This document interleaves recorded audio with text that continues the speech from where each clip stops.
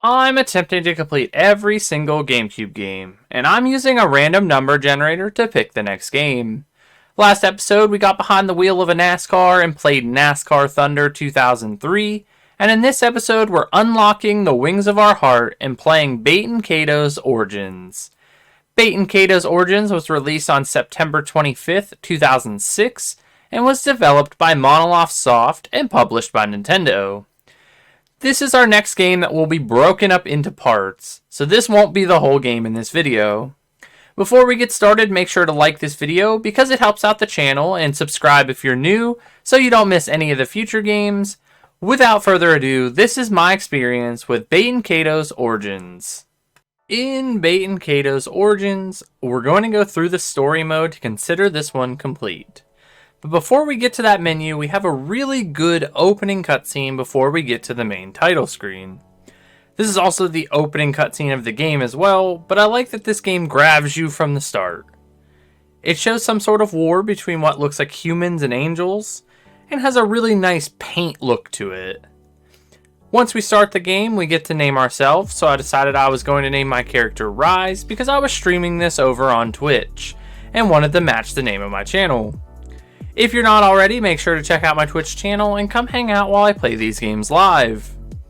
As I mentioned before, we get the same opening cutscene when we enter the game, but this time we find out that it was all some sort of a dream because our character wakes up in bed. At least I thought this was the character I was naming at the beginning, but I guess it wasn't.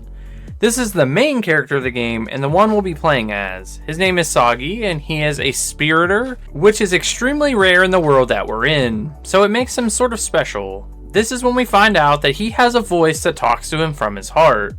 It seems weird, but it's sort of explained later in the game.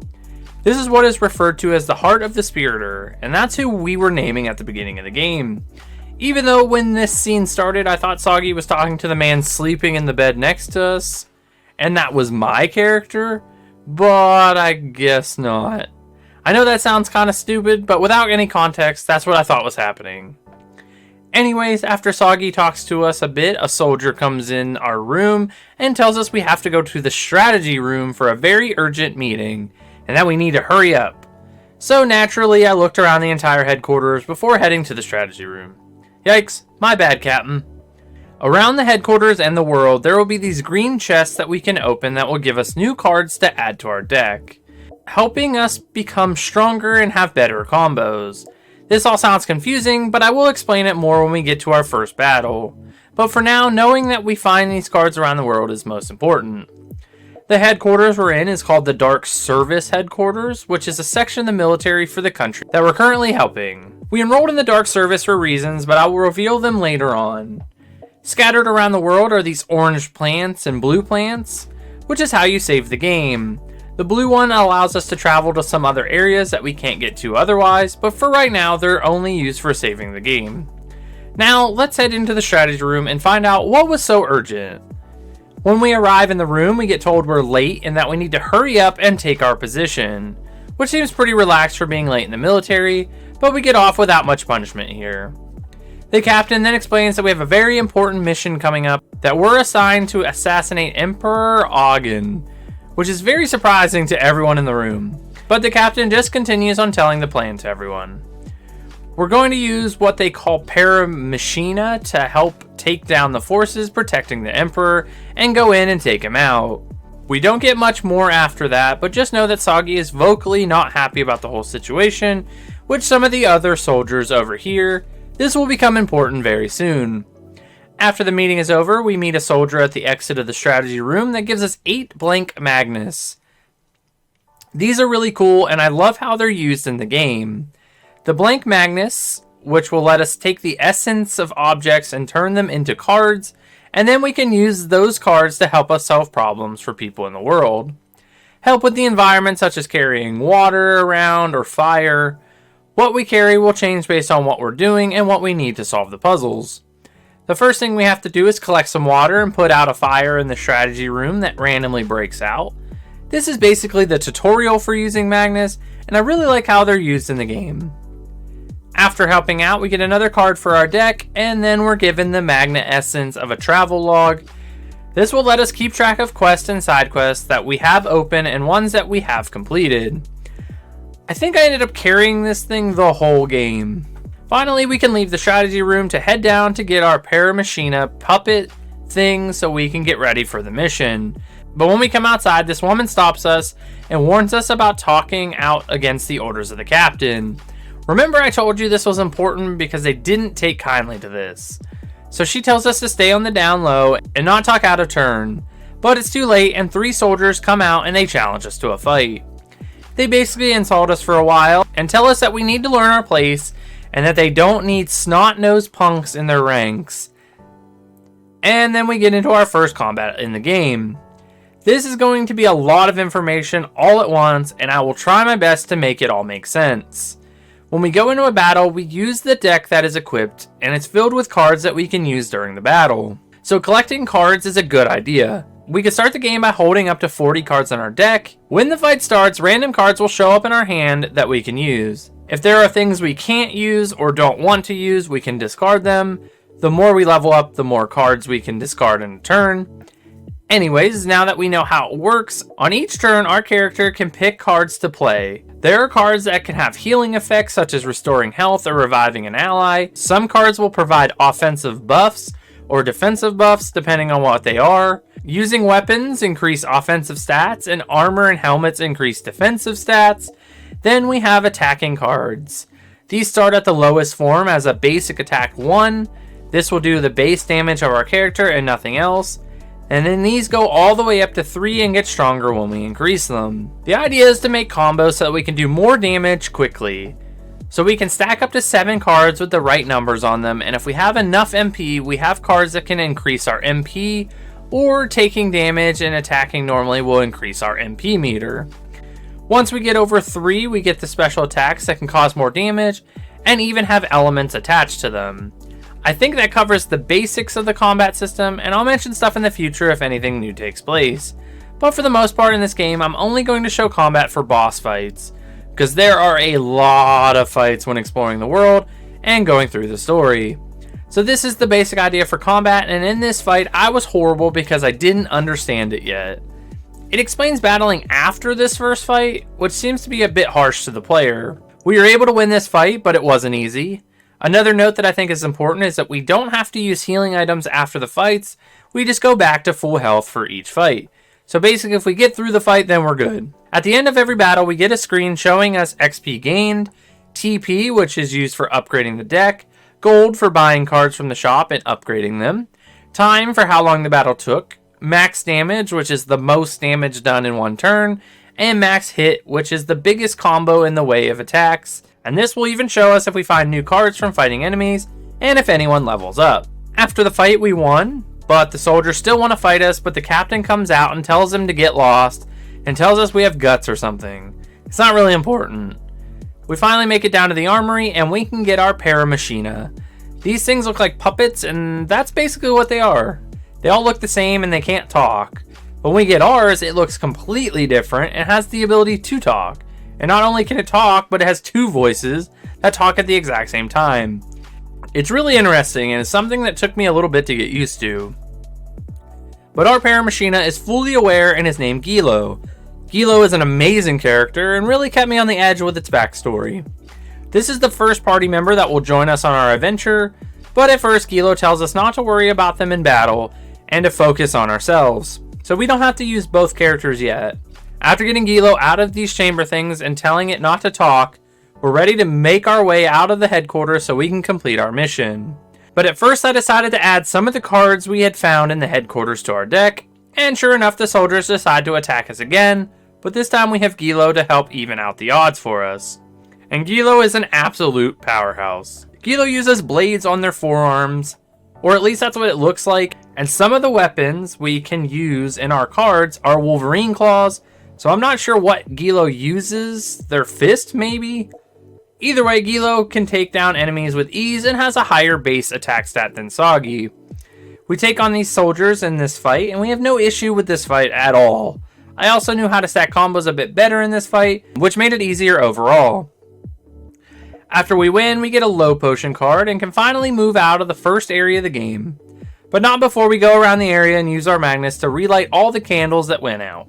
I know this isn't really important to the plot, but I wanted to show at least one of the side quests because that's when we're going to use our magnets most, and we earned a Magnus Pack coupon, which we can use at the shops to get some cards to help build up our deck. These are lying around the world, but most of the time we have to interact with random items and aren't in chests. Once we get outside of the headquarters, we get another breakdown of the mission, and the captain tells us that we're in charge of the team that will actually go in and assassinate Emperor Ogden.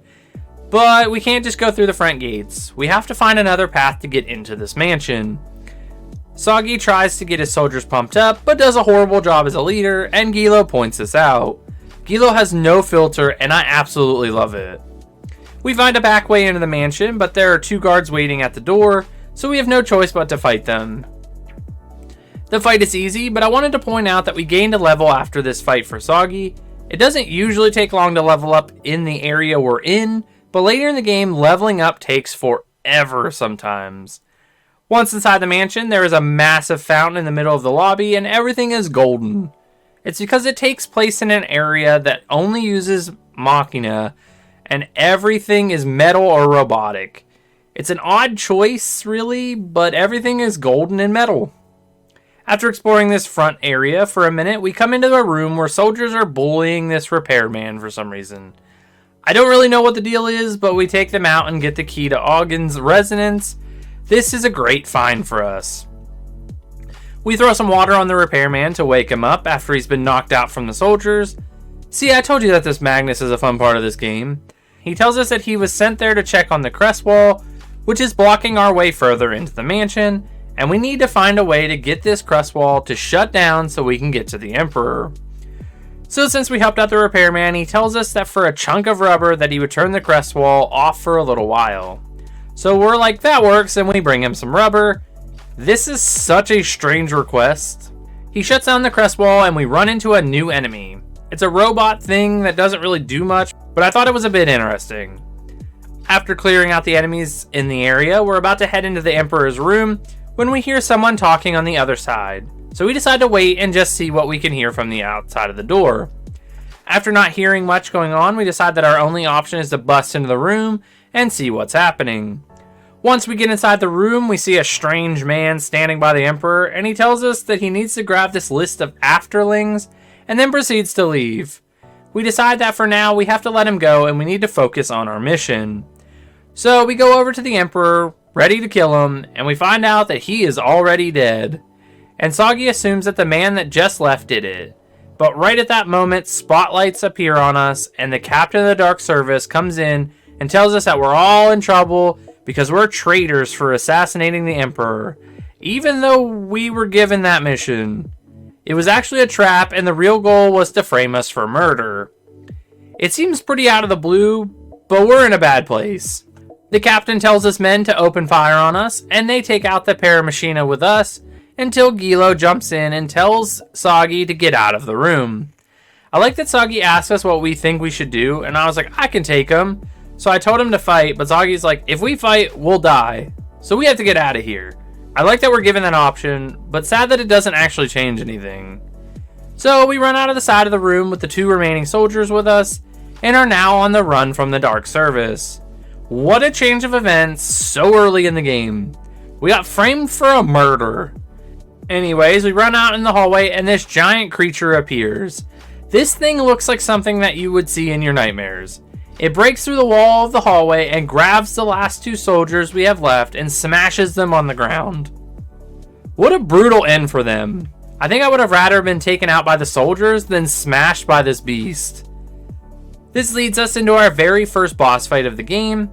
This fight isn't that bad because Gilo is still fighting without us controlling their attacks, meaning they'll attack with the best possible combo, and I was finally learning how to stack combos and do massive damage. So this boss fight is actually a really easy one. It's a lot of chaining combos, and then healing to make sure we don't die. Once we do enough damage to the creature does this massive attack, taking both Soggy and Gilo down. The attack looks like he threw rocks at us or something with magic. I don't really know, but I like that we can't kill the first boss. We just do enough damage to make it angry. Valera, the girl from headquarters, shows up and basically mocks us about it being the end of the road. Gilo then goes Super Saiyan with blue electric coming off them and runs up to the creature and starts going ham on the thing, just basically punching it in the head. While all this is going on, Soggy starts having really bad pain in his head and proceeds to tell Gilo to stop attacking, but Gilo just keeps going and puts all that electric power into one hand and stabs the creature in the head, which this causes Soggy to pass out from the pain. The screen fades to black and we get a bunch of XP for this fight, and both Soggy and Gilo level up, and we get this really good Flame Sword card for Soggy, which I used for a while after this. When Soggy wakes up from passing out, we wake up in a completely different area with completely different people around. They talk to us like we have been friends for a long time, but we have no idea who they are. But since we have no idea what is going on or where we are, we decide that we're going to go with them for now because it's our best option. We find out that the guy with the red hair is named Thorin, and he thinks we're joking when we ask him if we've ever met before. When we move to the next area, we find out that we're in a place called the Albali Sand Hollow, and there are waterfalls of sand falling from rocks. The area looks really neat, but it's just a bunch of rocks and enemies. In this area, we're able to fly up to certain spots and jump down, so it adds a vertical scale to the area, which is a nice way to change up all the metal areas that we've been in since the beginning of the game. Using our magnets, we can take the magnetic waves from these glowing red spots and create our own bridges to get further into the area and gain access to chests for new cards. I like that the first time we take the waves, the bridge that we're standing on gives out and we fall down to the layer below us. And then we have to work our way all the way back to the top. I really like the way the dungeon areas look and work in this game. We create some new bridges along the way and are able to get this chest that contains flame mail, a very good set of armor during this stage of the game. I don't end up using armor too much in my deck until late in the game, but it's something that will make the battles in this game much easier. Once we get through this area, we meet up with the rest of Thorin's party, and they tell us that the village was already attacked, and we were too late. They just refer to this as erasing the villagers, and don't really go too much further into it at this point in the game. It seems to be something that happens often, and this party of people are trying their best to prevent it from happening. The group decides they should head down to the village and see if there is anyone that wasn't affected from the erasing. This village is called Rosala's Village of Fire Moss, and it looks really interesting. It reminds me of a jellyfish, or like it should be underwater. If this was a real place, I think I would live here because it's a small village that looks really neat. I think it would be a nice peaceful place to spend time. The group splits up and we can take this time to search around the village and talk to people. But this is when everything gets super weird. The people here are like ghosts. They have no physical form and none of them seem to know that they're not normal people anymore. And they just continue doing everyday tasks. It's a bit sad to be honest because it seems like they're all very confused. We come across our very first blue flower in this village and we can teleport to the endmost Bethel, which is a church that has one person inside of it, a priest. He can upgrade our class level using the TP we collect from winning battles throughout the game. The upgrades can help us have more cards in our deck, the amount of different decks we can build, and how many cards we can discard in one turn. The priest can help us with purchasing and equipping auras, but since we don't have the items to do this yet, I'll wait until later to explain this part. Upgrading our class level will become super helpful later in the game when trying to string together massive combo attacks. We're able to upgrade our deck 3 times during this visit, which allows for us to have 3 different decks with 50 cards in each of them, and we can discard 2 cards per turn now. After upgrading our decks, we head back to the village. When we go to leave the village, Soggy is talking about how strange the feelings he's having in this village are, and then his head begins to hurt again, and Soggy passes out for the second time. We get a flashback of everything that has happened up to this point in the game, and then appear in the hallway from before with Gilo checking on us. Gilo tells us that we have to get up and go because we're still in the Emperor's residence, and we have to escape. As all this is going on, Valara shows up and we have to run before they're able to capture us. Valara doesn't seem to really care about what we're doing at this moment, and is more focused on getting the monster back to wherever they need to take it. Valara calls the monster an afterling, which is the thing that the man in the room with the Emperor took the list of. Is it all connected in some way? When it comes back to Soggy and Gilo, a man peeks out of a room and tells us to follow him. This seems sketchy, but we really don't have a choice, so we decide that following him could be our only way out of the mansion. He tells us about an underground passage through the sewers that will take us out to the streets of Mintaka, and basically just tells us that we should hang out down there until some of the heat is taken off of us. And then we can go into the city. We question who he is, and he tells us that his name is Gildablame, and that he serves Quaestor Varus, the head of the military and a fellow spiritor. We collect some chests before we head down into the sewers, getting a new card that allows us to revive fallen party members during fights. This is a very helpful card. We're finally ready to jump down into the sewers, so we open the hatch and jump down and then run through some nasty poop water. Once we get to the end of the sewer, we find a ladder that takes us up to the city, and we enter the wonderful golden city of Mintaka, or at least a part of it. It all runs by machines and it's all gold. Mintaka loves the sight of gold or something. Just because it's all machines and metal doesn't mean everything has to be gold. Come on now, where's the silver? Or just paint over it or something. We realize that we took too long and it's daytime now, which is going to make getting out of the city much more difficult. And Soggy makes the decision that they're going to head to the port and take a Skyliner to Haslam, which we find out is their home. Gilo doesn't seem extremely stoked about this idea, but that's the plan for now. The city we need to get to in Haslam is Shuratan, where Soggy grew up. Now we get to explore the city and get attacked by soldiers at every single turn, but we are finally able to use Gilo in battle. So now we can create our attacks for both Soggy and Gilo in the battle instead of just Soggy. I could see this adding a level of difficulty to the combat, but I really enjoyed that I could set up two characters instead of just one. After getting lost in the city for way too long and fighting way too many soldiers, I was able to find the way we needed to go. As we're leaving, we get cut off by a ton of enemy soldiers trying to take us down, but honestly at this point they were no problem at all. We took them down without even breaking a sweat.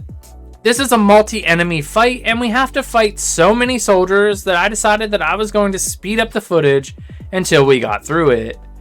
After 3 separate fights, we're greeted with a cutscene that has a brand new character show up that actually comes in and takes down a bunch of the soldiers for us.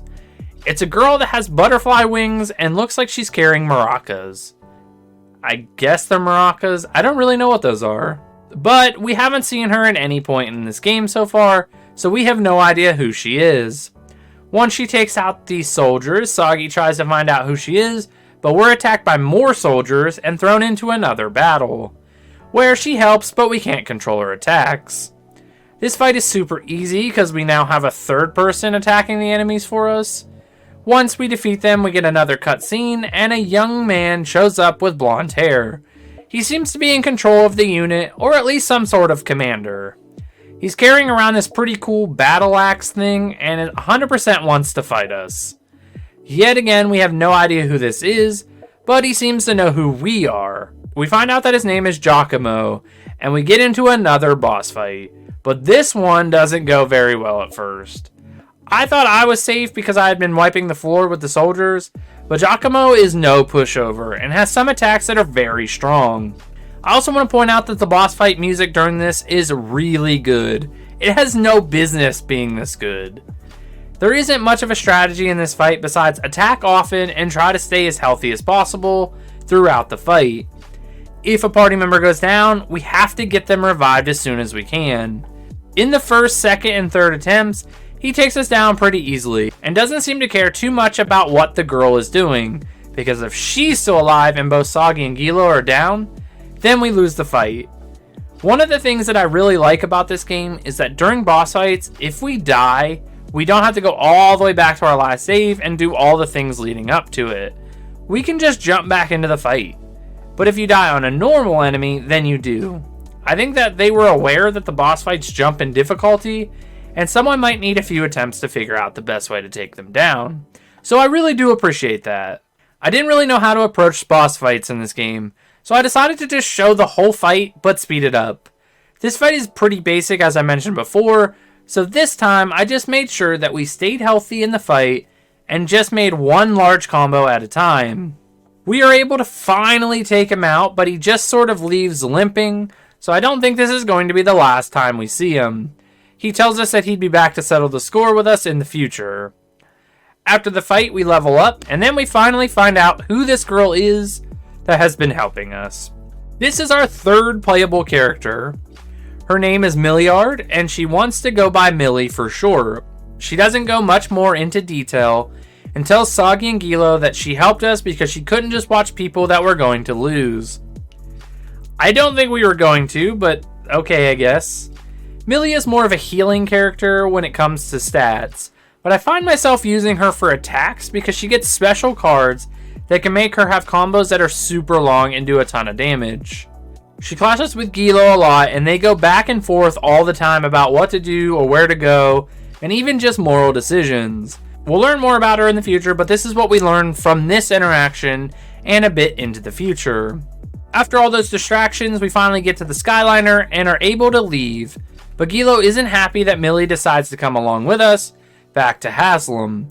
But Soggy tells Gilo it's fine and not to worry. Then the Skyliner takes off and we head to a different island in the sky. After the cutscene shows us leaving the island, we get a cutscene showing Shanath, the man from the beginning of the game, talking to Lord Balhalt, and they talk about the Emperor being dead and that the Emperor was already dead before we got there.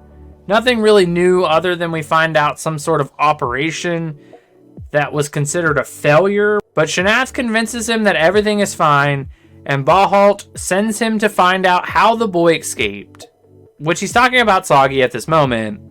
They talk about starting their plan earlier than expected and that they need to head to different places, but I don't want to talk about them until we actually get there. After their exchange, it comes back to Soggy and friends as they land in Haslam. Soggy and Gilo talk outside of the Skyliner again, and that Gilo is worried about Millie being there. And Soggy says that he feels like she's helpless, and Gilo responds with, she could have a ton of bricks land on her, and the bricks would be helpless.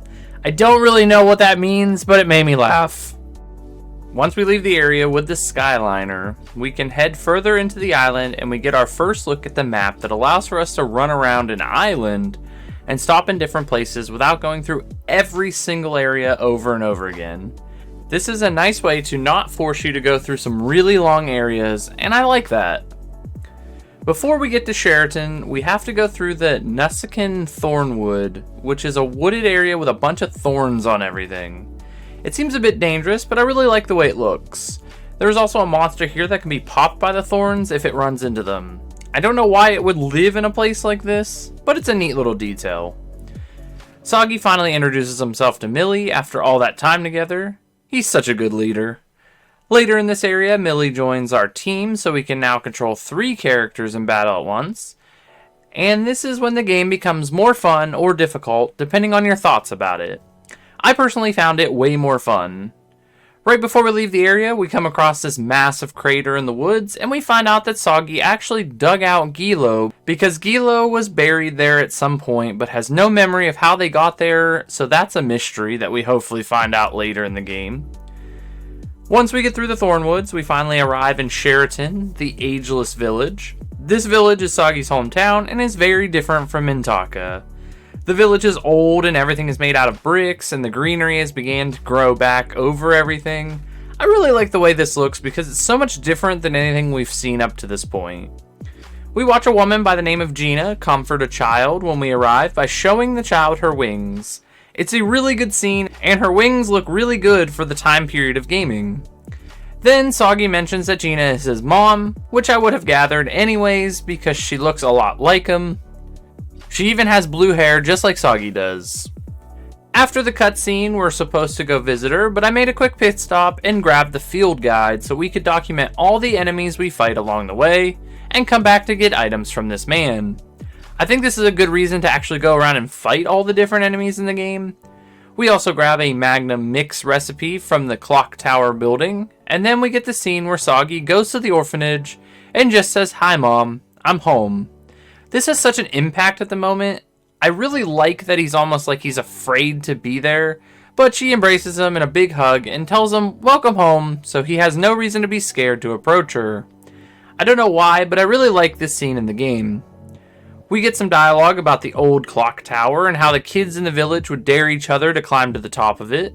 Gilo talks about how Soggy used to spend a lot of time up there as a kid, and Gina would get so worried about him. And then it goes into another scene where we're having dinner with everyone, and then it's nighttime. Which seems more like a transition for us to get woken up in the morning, but I digress. We find out that people have been going down to the lake and disappearing, so we decide to check it out to see if we can find any clues. The lake is called Lake Baten Kaitos, which I would assume isn't the whole lake, but just a portion of it. We come down there and find some mixing magnets, and decide to take it back to the girl that was asking about it before we came down here. This area is neat and has a lily that lets us gain oxygen from it when we're underwater. It's a kind of neat property that this flower has. We head back to the village after this and talk to the elder's granddaughter that tells us that we can keep the mixing magnets, which means that we can take items and mix them together to make different items. Not all items can mix, and some have to mix a bunch of times to get to the final product, but it's a really cool thing to add. Most things that we need to mix are for side quests in the game, and nothing in the main quest really makes you mix stuff up. That night, we overhear a girl talking behind the clock tower that ends up being Millie. She's talking about Soggy to someone on the phone, and is asking if the person is sure about him, and then Soggy walks outside, so the conversation ends pretty fast. Soggy asks us what our thoughts are on Millie, and then she comes out from behind the clock tower. Soggy and Millie have a conversation about how they couldn't sleep, and that they both had a million thoughts going on in their head. Nothing else really happens here, but it's starting to form some sort of bond between those two. The next morning starts with two kids from the orphanage running inside, talking about how they seen a monster down at the lake, and it was huge. We tell the kids that we can go check it out, and then Soggy talks about how he wants to know more since both him and Gilo started acting weird the last time they encountered a monster like that. Then we just have to prepare before we head back to the lake. After doing a few side quests, we head down to the lake again. When we arrive at the lake, you can see the shadow of something swimming in the water, but we're going to have to figure out how to get to it. Soggy has a minor headache, and then we're able to jump on pillars to head to the other side of this area, into these two rooms that have bottom rooms that are filled with water. If you remember, I mentioned the lilies that let us breathe underwater for longer, so we have to get a few of them, and then in the basement of each room, we have to push this wall with all the emblems on it until it locks in place. We start by doing the one on the left side of the area, which has a man sitting on a box, being able to breathe just fine, I guess. I wish I had the lungs this man has, but he can literally hold his breath forever. Anyways, once we push it into place, it lights up and we can head over to the other side and do the same thing in the basement of the right side. This part took me a little bit to figure out because I didn't know we could push the wall in the back, because it kind of just seems like a background for the area. But I was able to figure it out, and once the second wall was set in place, it lights up and the water gets flushed like it's some sort of giant toilet or something, and we don't have to worry about holding our breath underwater anymore. Somehow, though, this makes a bridge form outside, and a statue comes from the bottom of the runes to the top of the runes. I don't know how this works, but I'm just going to let this one go. Once we drain the water, there are a bunch of people lying around that we're going to have to wake up by using different magnets, but we'll do that in a bit. It's time for another boss fight. That statue in the middle that comes up is actually an elevator, and it takes us down to the bottom of the runes. When we get to the bottom, we find two people laying there. They're both alive, and one is the village elder. After checking on them, we get attacked by another monster like the one before. But this one is a different color, and it looks more like a sea creature with fins. I think it's neat that each one of these so far are a bit different from each other, and they will attack accordingly as well. This fight is not a hard one. It uses water attacks on us. We have to just stay healed up, and just work it down until we do enough damage to trigger its final attack. Most of the main bosses so far don't have us doing a bunch of damage, and it's just us working down the health enough to trigger the boss's big attack. We get another scene after the fight, and yet Gilo freaks out and attacks it with electric arm blades, and is able to take it down. Gilo doesn't kill it, but it seems more like it's knocked out. We get a bunch of experience from this fight, and all three characters level up from it. Millie gives Gilo grief about fighting the beast, but Gilo seems like they're in some sort of trance or something. But this time, Soggy doesn't get the headache like before. and tell Gilos that they're acting weird and says you don't remember anything this time either.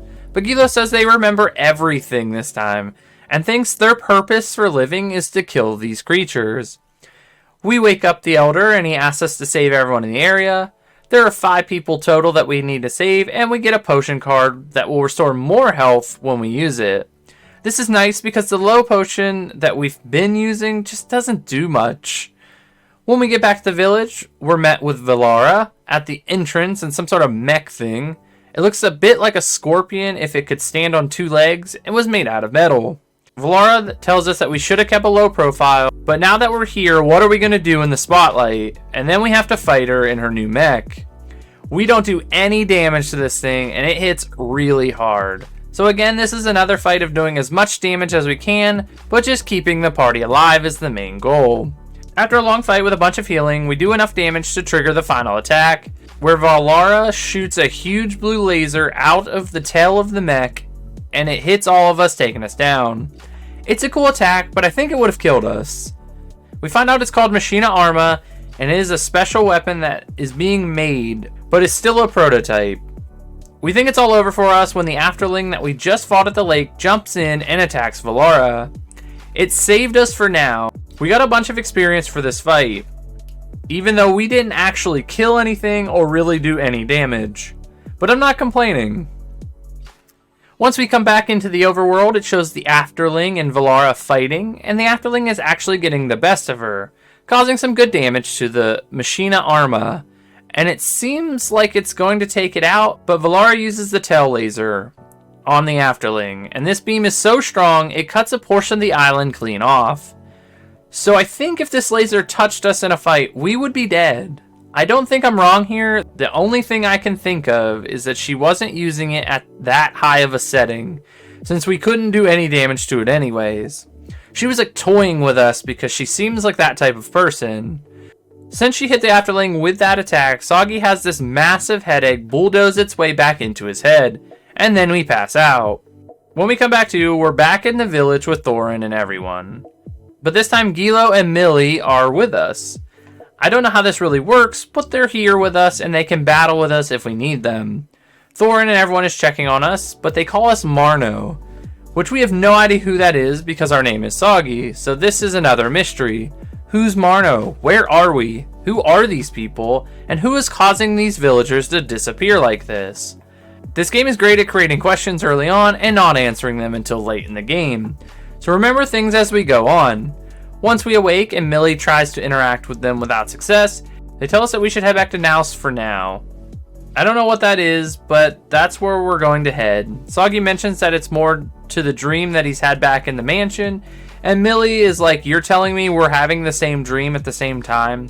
Which I was thinking the same thing. We decide to follow them again and just see what happens from here. In this strange dream world, we head into another dungeon that was similar to the first one we visited here. But this time we have our whole party with us. It's called the Sandfeeder's Nest. And the only new thing in this area is these giant caterpillar things that we can't walk past without distracting them beforehand. Because they're all powerful and I guess we couldn't take them on in a fight. Or at least that's what the other people say. Once we get to the bottom of the nest, we can't avoid a fight with one, however, so that's the boss fight in this area. During the cutscene, it tells us how magic doesn't affect them, but since we use weapons, we should be able to take it out. As usual, I'm going to speed through this boss fight because these battles can take a long time, and I just want to show the whole fight. This fight isn't that hard if you avoid attacking with magic and focus on creating large combos with physical attacks. There are 2 important things to watch out during this fight. The caterpillar can attack with big strikes, so we never want to leave anyone fainted for too long because the attack can happen without warning. The second thing is that the caterpillar can put our characters to sleep, and we can't attack or heal with them, so we don't want more than maybe one party member to be asleep at any given time. Outside of that, it's all about patience and creating large combos to wear it down until we're finally able to defeat the caterpillar. Once we take it down, we get a massive amount of experience at 1250, and all my characters level up in the fight. After the fight, we're able to advance to the next area, but when we go to leave, Soggy has one of his famous massive head eggs and collapse right before we see the new area. We get another quick flashback to recap what we did before going into that world, and we come back into the fight with Umbra and Valara. The Umbra is dead, and Millie points out that it's disappearing, which it does, and then Valara turns to us. She's looking to take us out now, but before she can, some soldiers appear and tell her that they need to leave. So yet again, we're saved because we don't stand a chance against her Paramachina. After all this, Soggy passes out again, and we wake up in the orphanage. A lot of dialogue happens in the orphanage, but the only important thing is that the party is trying to come up with a plan for what to do next. But before we do that, there's a few things we have to do. When we interact with the blue flower, it teleports us to a brand new area without us even picking it. This area is completely different than anything in the game before this. The area looks like some sort of clay or Play-Doh, something along those lines. And the only thing that is there is a single flower and a single person standing in this massive area.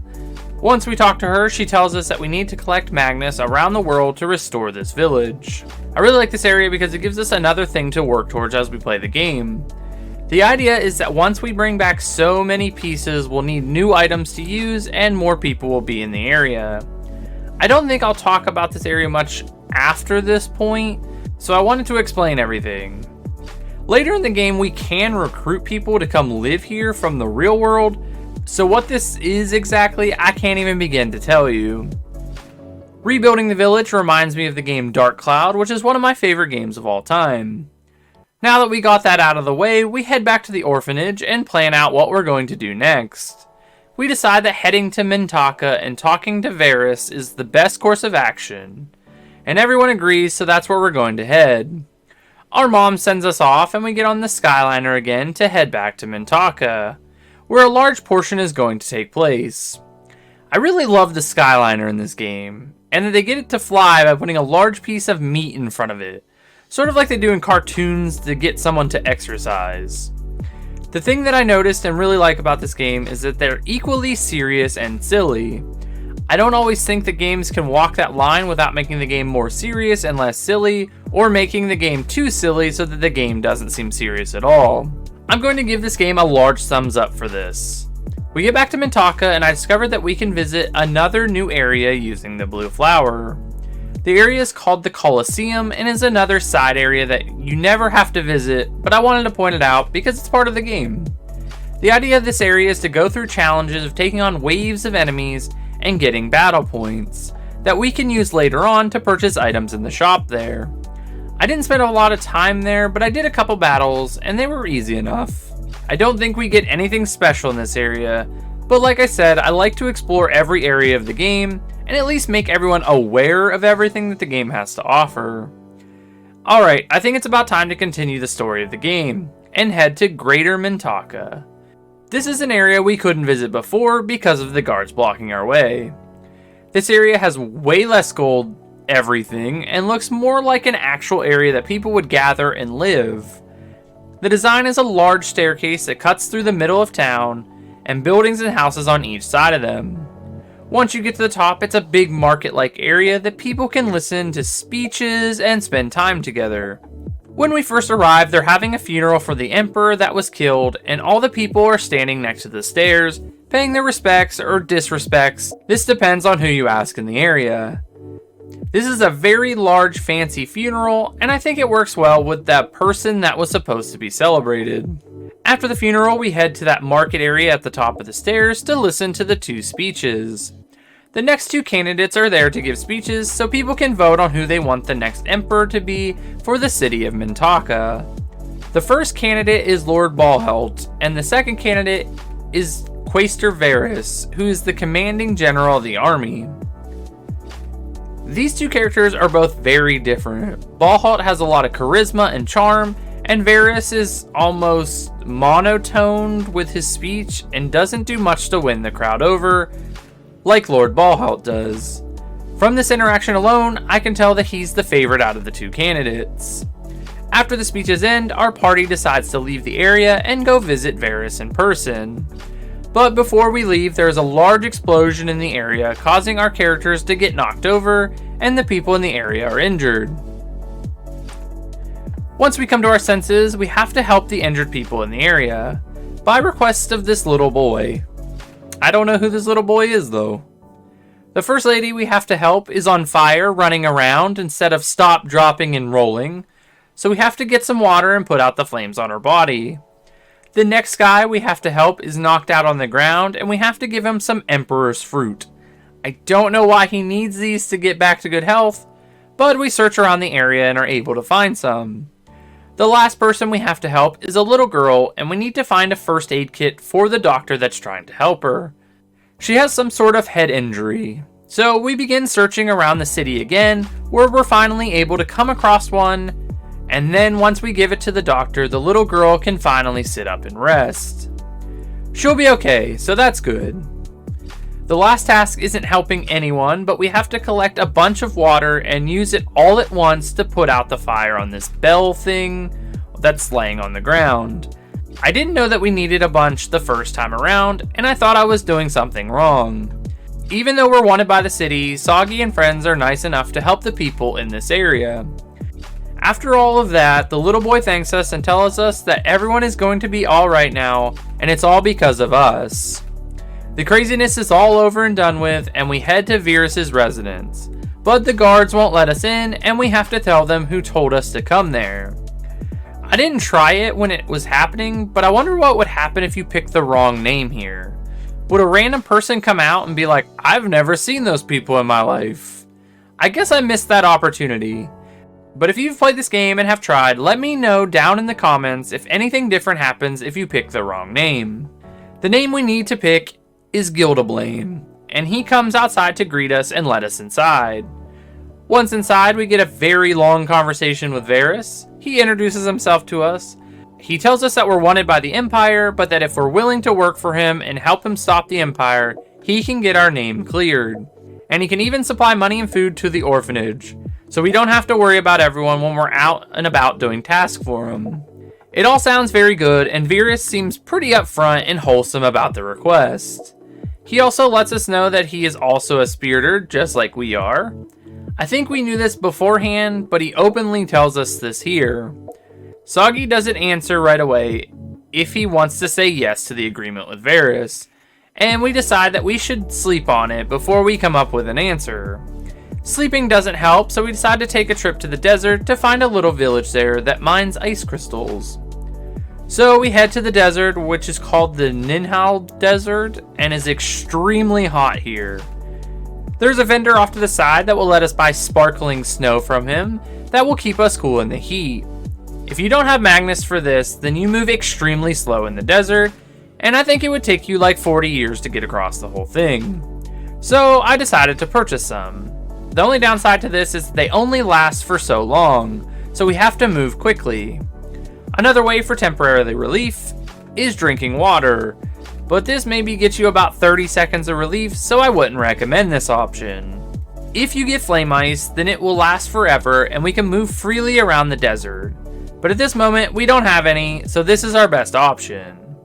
In a specific spot in the desert, we can absorb the sunlight from the sky for some reason, and then we become an all-powerful god that can't be touched and makes the game super easy. Actually, I'm joking. I have no idea what this does, to be honest, and it's called Mother Sunshine for some reason. Wouldn't it have been cool to become all-powerful, though? After completing some side missions and coming across a desert oasis, we're able to get through the desert and make it to the village of Aza. It's a small village, and I think it only exists so that people working in the mines can have somewhere to live and have families, which is realistic in my opinion. There are only a few houses in the area, and most of them are very tall and have multiple families living inside of them. When we enter the village, they're collecting the supply of flame ice that has been mined for that day. The people from Mintaka don't seem to be very impressed with how much they got, but the people living here treat this as some sort of celebration, and everyone stands outside and watches. I like that this village has its own customs and is very different from the city of Mintaka. It makes the world feel real and lived in. Only two things really happen in this area at this point in the game. The first is that we meet Millie's friend, Almard, a very soft woman that is extremely friendly and instigates saying that Millie is our girlfriend. And after that, we meet a mysterious man by the name of Baten that asks us what we think about how the Empire treats them and how they watch over them almost like prisoners.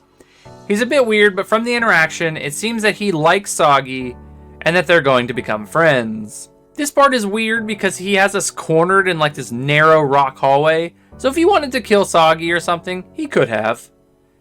After this interaction, Soggy decides that he's going to clear his name and help Varys with these tasks that he wants us to do, but decides he isn't going to tell the party until they get back to Varys' residence.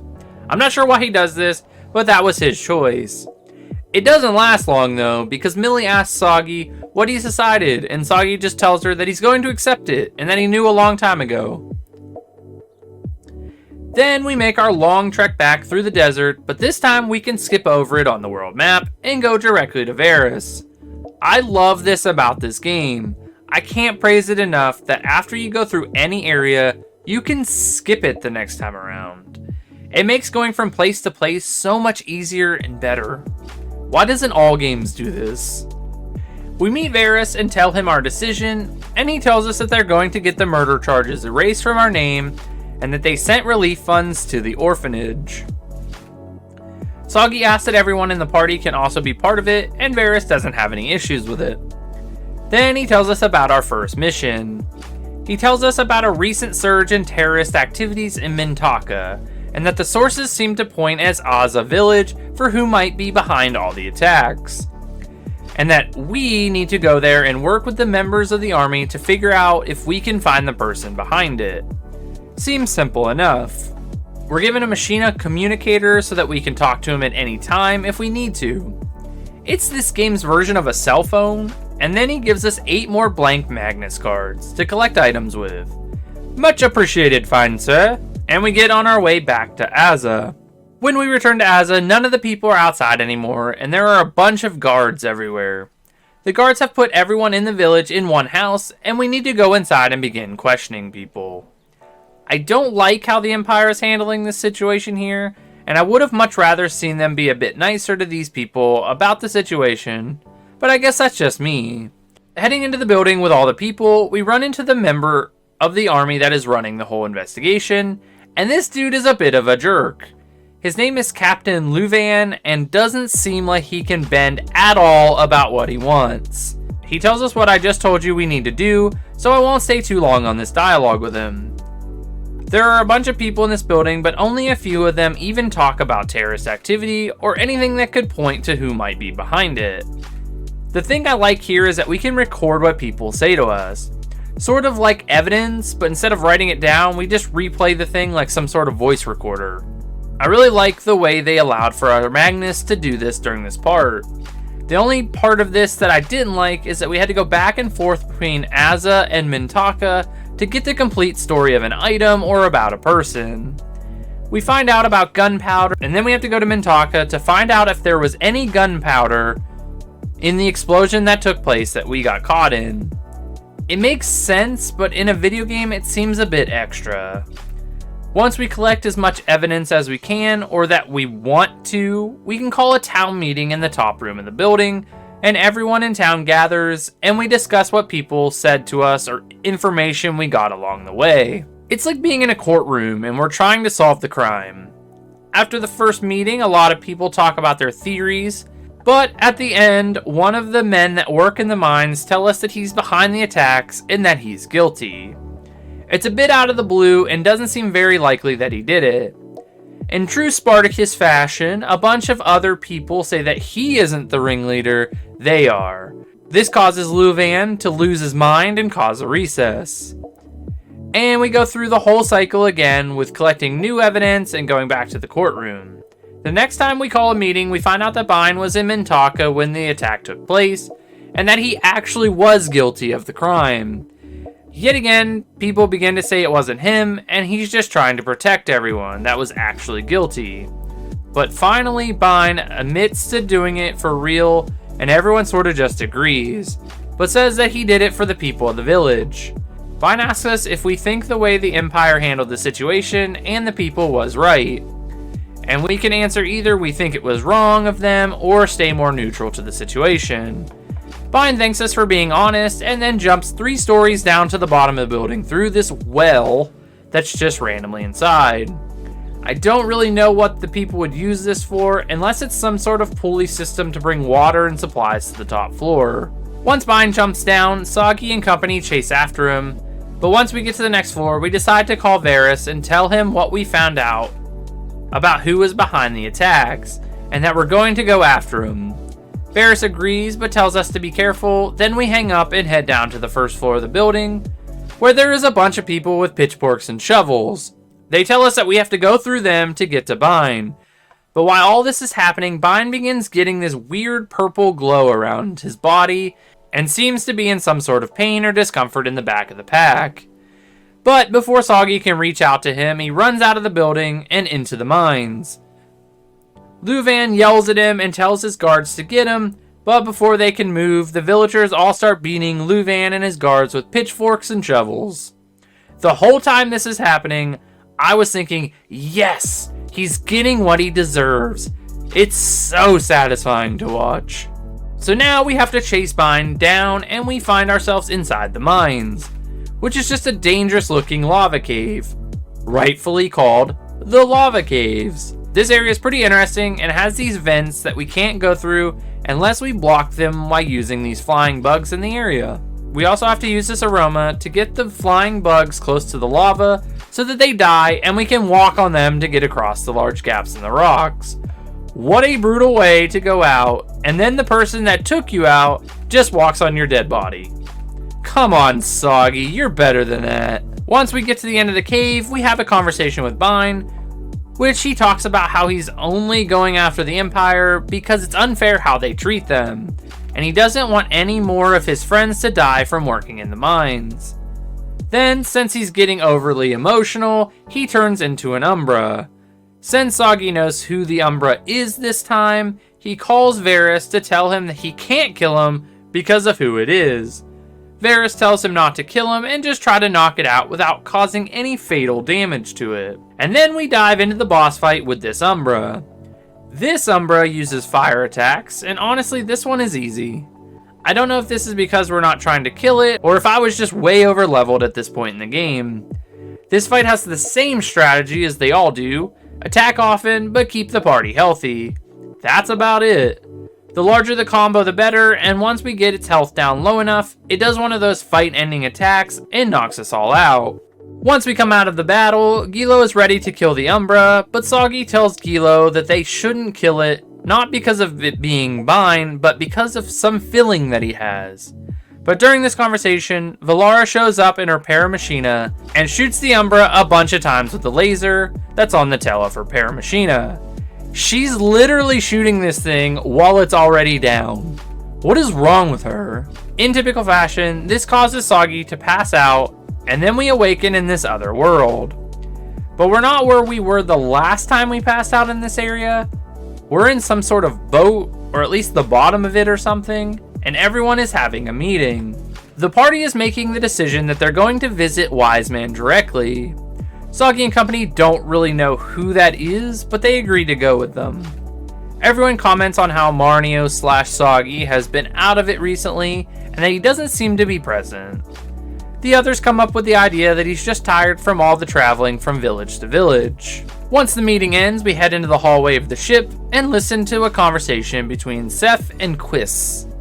I'm pretty sure this is his girlfriend, and she really doesn't want him to go visit Wiseman, and tells him just not to. Which he tells her that he's going to go anyways, and then he walks past us back to his office. Heading to the top of the boat, we come outside, and it's pouring down rain. In this area, it rains all the time. It literally never stops raining. What is going on in this area of the world? Soggy and the party head to the edge of the boat and realize that they have no idea where they are because the sky is above them, and in their world, the islands are in the sky, so there's sky above and below them. This is a huge reveal because this world is so much different than the one they're from, and it catches the group off guard. After everyone has a chance to comment about the sky, Soggy has another headache and passes out yet again. You know what that means, another recap of all the things that we've done up to this point, and then we're back in the lava caves. Valara and the soldiers have taken the body of the Umbra and are getting ready to leave the area. A guard comes in and asks Valara what they should do with Soggy, and Valara just says leave him here. The goal was to come get the Umbra and to leave, nothing else. This is the second chance they could have killed us and ended the entire story of the game. We are beyond lucky, and it's a weird thing that they always add in RPGs. When Soggy finally comes to, the lava in the caves is ready to erupt, and we need to get out of the caves before that happens. The thing that I wish would have happened during this part was adding some sort of timer, so that we had a real reason to get out of the caves. It tells us that we need to leave here, but there really isn't any urgency for leaving. Since there isn't a countdown or anything, we can just roam around. Anyways, once they decide to leave, they get attacked by a giant lava fish, which they refer to as the Lord of the Lava Caves. This fish is going to end up being a 3-battle fight. We're going to fight it 3 times on our way out of the caves, and each time it's going to get a bit harder. But we're going to go through them all. So let's start with the first fight. If you didn't already expect it, this fight has a lot to do with fire. The Lord likes to attack with 3-hit combos that deal fire damage on top of it. So we have to be careful that we don't let him take us out without healing. Outside of that though, we just build some large combos and attack. That's most of the battles in this game, but honestly most of the fights don't have strategy besides staying healthy and creating large combos using weapons and elements. After doing enough damage in the first fight, he runs away and dives back into the lava. And then we get nothing for the fight besides a bit of gold.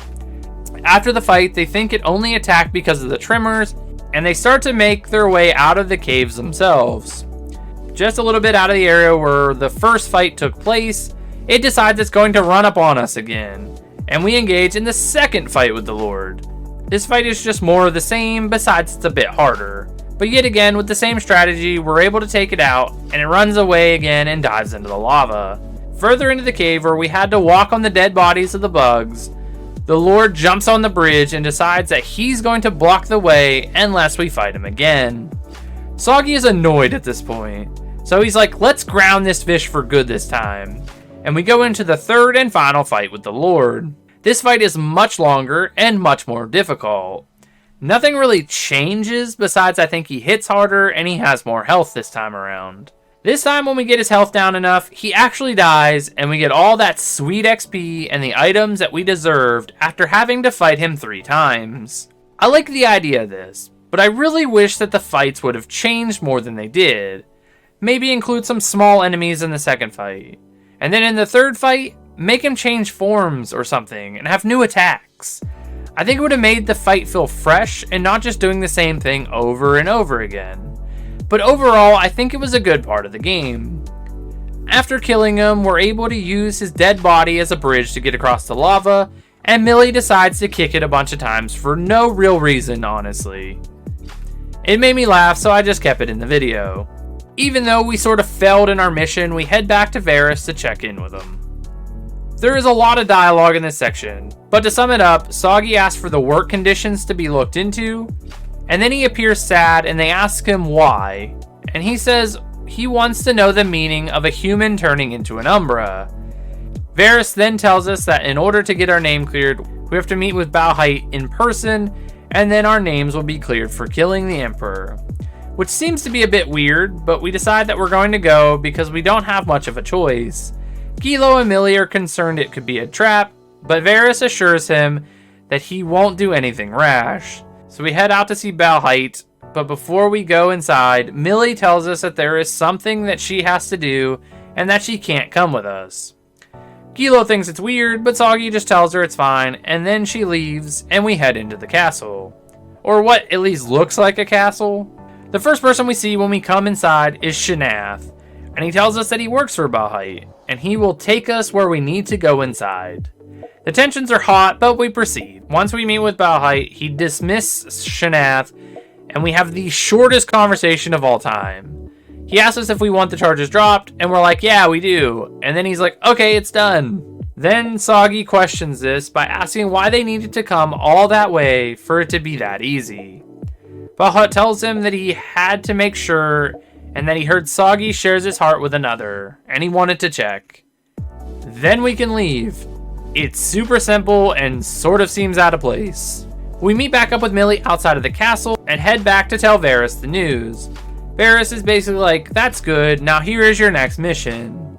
He wants us to go to the island of Diadem, which is the island of clouds and the kingdom of nights. Varys wants us to strike up a deal with the king about working with us because they have the strongest military, and getting them on our side would put hesitation into Baten about making any moves towards the island. Varys also tells us that we need to be able to move more freely between islands now, so he got us our own private vessel to use. We leave, and then we get another cutscene where Baten is talking about the remaining Umbras, and that the next one is somewhere with the Cloud Fools, and then they need to get their army ready to head to Diadem, and figure out where it is. Once Soggy gets to the dock, they realize that the vessel that we're going to be able to use is this massive gold ship that is extremely nice. This thing is crazy compared to the Skyliner, and it's so much faster. It's also nice because we can now fly freely from island to island using the brand new menu in the game, that I personally love the look of.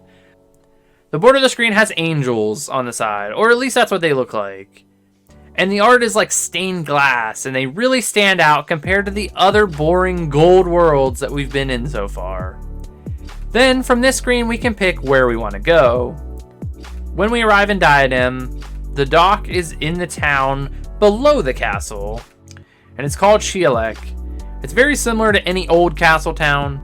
Gray bricks everywhere with candles lighting the area.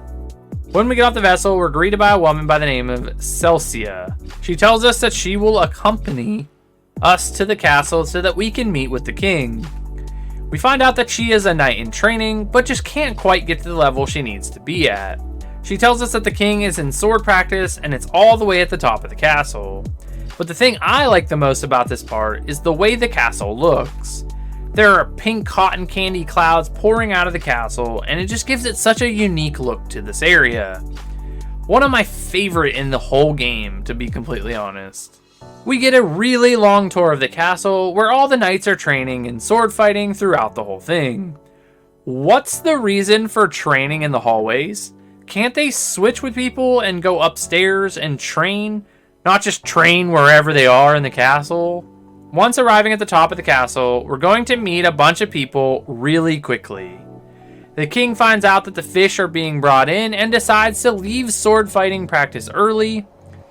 The king wears a lot of white and blue and is really young. We don't get to talk to him because he runs by. The next two people we meet are father and son. The son's name is Jabari, and he's the right-hand knight of the king and also the king's best friend. So when he comes out of the training area, he tells his father that he's going with the king to check out the daily catch. This makes the dad very angry. Jabari leaves, and then we find out the dad's name is Rambari, and he's the head knight in the castle. He trains every single knight in the castle and even trains the king to be the best warrior. Once all that takes place, Rambari takes us back to the throne room, which is awesome, and it looks like some sort of portal or something. It's so unique looking. We ask him if they'll side with us against Balhalt, and he tells us that he doesn't have the power to make that decision, and we would have to ask the king directly. We decide since that's the case, we're going to go after the king and Jabari, and bring them both back to the castle. Rambari grants us permission to do that, so that's what we're going to do. We now have permission to catch up with the king. So we have to go all the way through the castle, into the city below the castle, and out the other way past the airship dock. This leads us to a brand new area known as the Cloud Passage, and this place has us running around on clouds that look like cotton candy, just like the ones we've seen in the castle before. This area has a few special things about it, but like most areas in the game, there are a bunch of enemies running around. When we arrive, we realize that we don't have any way to get down to the next level of clouds, so for right now we have to turn back and head to another new area that we just unlocked. When we arrive in this area, we notice that it is directly below the Cloud Passage and is called the Lesser Celestial River. And it is exactly that. It's one massive river that cuts through the area with rocks on both sides of it. We notice that the king is here, and he's using these devices in the area that allow for them to jump up into the clouds to the cloud passage. So Saki and the group decide that we are going to have to do the same thing to keep up with the king. If you haven't figured it out yet, this area is connected, and we're able to jump up to one and down to the other to advance further into the dungeon. I really like that these two different dungeons are connected in that manner. Once we get to the cloud passage again, we notice that there are a bunch of Imperial soldiers all over the area, and between them and the beasts that live in the area, that's going to be our enemies for this section of the game. Nothing we can't handle, but the Imperial soldiers are going to end up being everywhere in the game moving forward. After a little while, we find ourselves in the Lesser Celestial River, and the king jumps back up to the clouds, but drops an item. Instead of picking it up like a normal person would, Saki uses Magnus here to collect the Royal Mirror. This mirror is the second interesting thing about this area. This mirror lets us move beams of light in the clouds to destroy barriers so that we can move forward into the clouds. It took me a while to figure it out because it doesn't really show you how it works, and you have to leave the light on the barrier for a minute before anything even happens. So for a while I was confused and didn't understand how it worked. But once I did, we were able to break a barrier and move forward in the area. We come across an area where the only way to get any further is to add more clouds, almost like building a bridge using clouds. This part was when mixing Magnus really came into play. We met a guy that told us the items we needed to create clouds and how many to mix together. When mixing items together, we have to battle enemies to get the process to hurry. This is a little annoying, but a little harmless grinding never really hurts in this game. We're able to mix the perfect clouds, and the people around us hate us because we did it first try and none of them can figure it out. We head back to the missing cloud and we insert our cloud, and we're able to move on. This area has some really interesting things about it, and I think it ends up being one of the better designed dungeons in the game. We finally arrive in the fishing village of Nashira. The first thing we see is that the town is completely filled with Imperial soldiers, and they are patrolling everything outside and inside. The king ends up getting captured by the guards and taken away, and put into a prison airship on the far side of the village. When Sagi and friends make their way inside, they realize that they're going to need to get captured so they can finally catch up with the king and bring them back to the castle. So we get captured and we're escorted by a bunch of soldiers over a bridge, into a building that has no business looking like it does, and finally onto the walkway into the prison ship. After all that work, we finally get to meet the king. The king's name is Ladakon, and we let him know that Jabari's father told us to come talk to them and bring them back to the castle so that we could get support from the kingdom. The king tells us he'll think about it, but for now we have to figure out how to escape from the jail cell and make our way back to the castle. Jabari suggests that we just break down the door with force, but then a voice says, "What's with all these morons thinking we should just break stuff?" and then appears in the middle of the room. This teenager's name is Pololo, and he's one of the king's friends. He's very sneaky and is basically a ninja. He's a really good character and probably my favorite out of this group of kids. Pololo walks over to the door and easily unlocks it. He then tells us that his job is done there and steps aside. The king, now having a way to get out of the jail cell, wants to come up with the perfect plan to take out all the guards, but he needs solid information in order for this to work. So he asks Sagi questions about the amount of guards in each area of the building. It's our responsibility as the player to pick the right answers so that the plan goes well. I really like this part. I don't know if you answer wrong if anything happens because I made sure to get the right answers. So if you know if this changes anything in the game, let me know down in the comments below. Once we answer all of his questions, we can head out of the jail cell and put the plan in motion. This part is really good, and I love that they're able to get themselves out of trouble without us helping them at all. They take out two guards by tackling them, and then Jabari hits the last one by throwing a barrel across the room and taking him out. Then the guards downstairs notice us, and he throws barrels down the stairs like we're playing Donkey Kong, and he wipes them out. Two more guards notice us from downstairs, and Pololo slides down the railing of the stairs and kicks both of them, knocking them both out. This leaves one more soldier, and he's trying to activate the machines in the room, but the king drops one last barrel from the second floor and drops it on the head of the final soldier, and the room is completely cleared out, and we can continue our escape. This is one of the best thought out things in the game. They came up with a plan, and then made it work out to perfection. This part gets a 10 out of 10 for me. We make it back into town, and we need to make it to the pub because it has a secret pathway to get out of the village. I don't know why we can't just go out of the village the way we came in, but I guess it's part of the story. We need to cut through the houses in the village to make it to the pub, since it's blocked off by all the Imperial vehicles.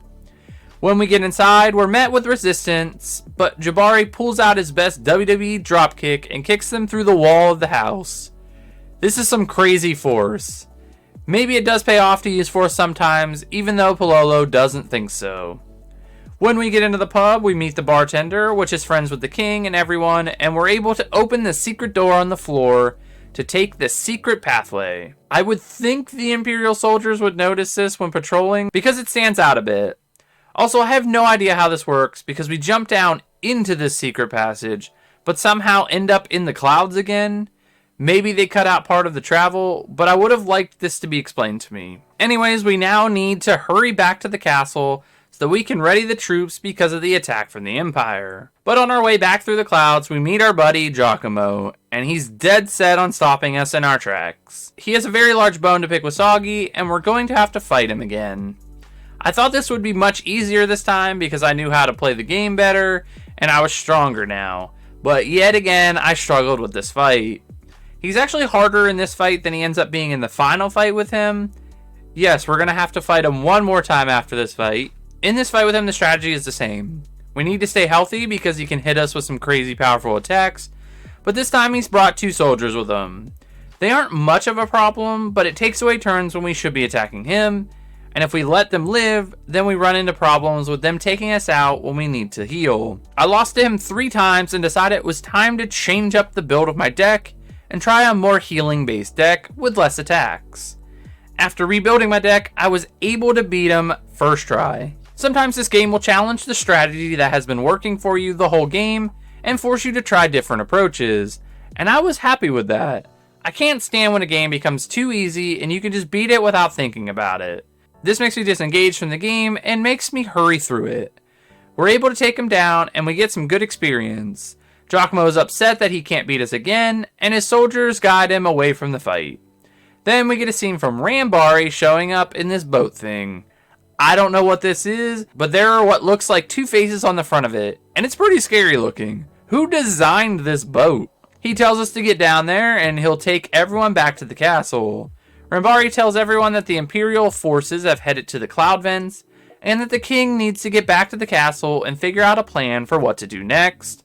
And we all head back to the castle. When we arrive back in the throne room, Rambari, Gabari, and the king are trying to figure out what to do about the Imperial forces when Soggy and friends show up and tell them that we want to help and that we can go to the Cloud Vents and try to clear out the Imperial forces from the Cloud Vents, and that they can just stay there and ready the forces at the castle.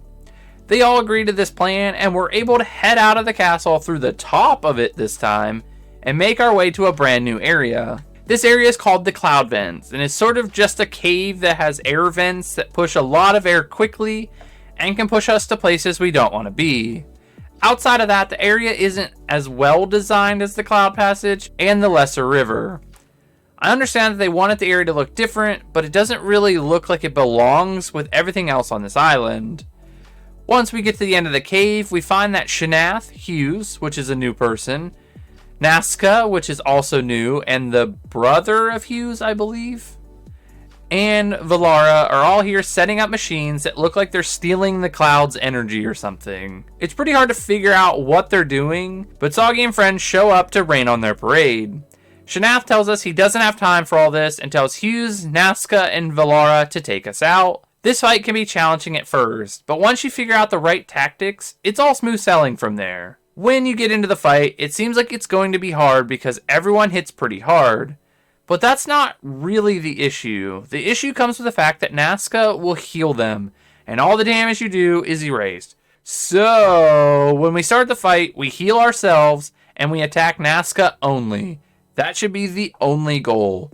Once Nazca is taken down, then you can take on the fight however you please. I took out Nazca first, then Valara, and last I took down Hughes.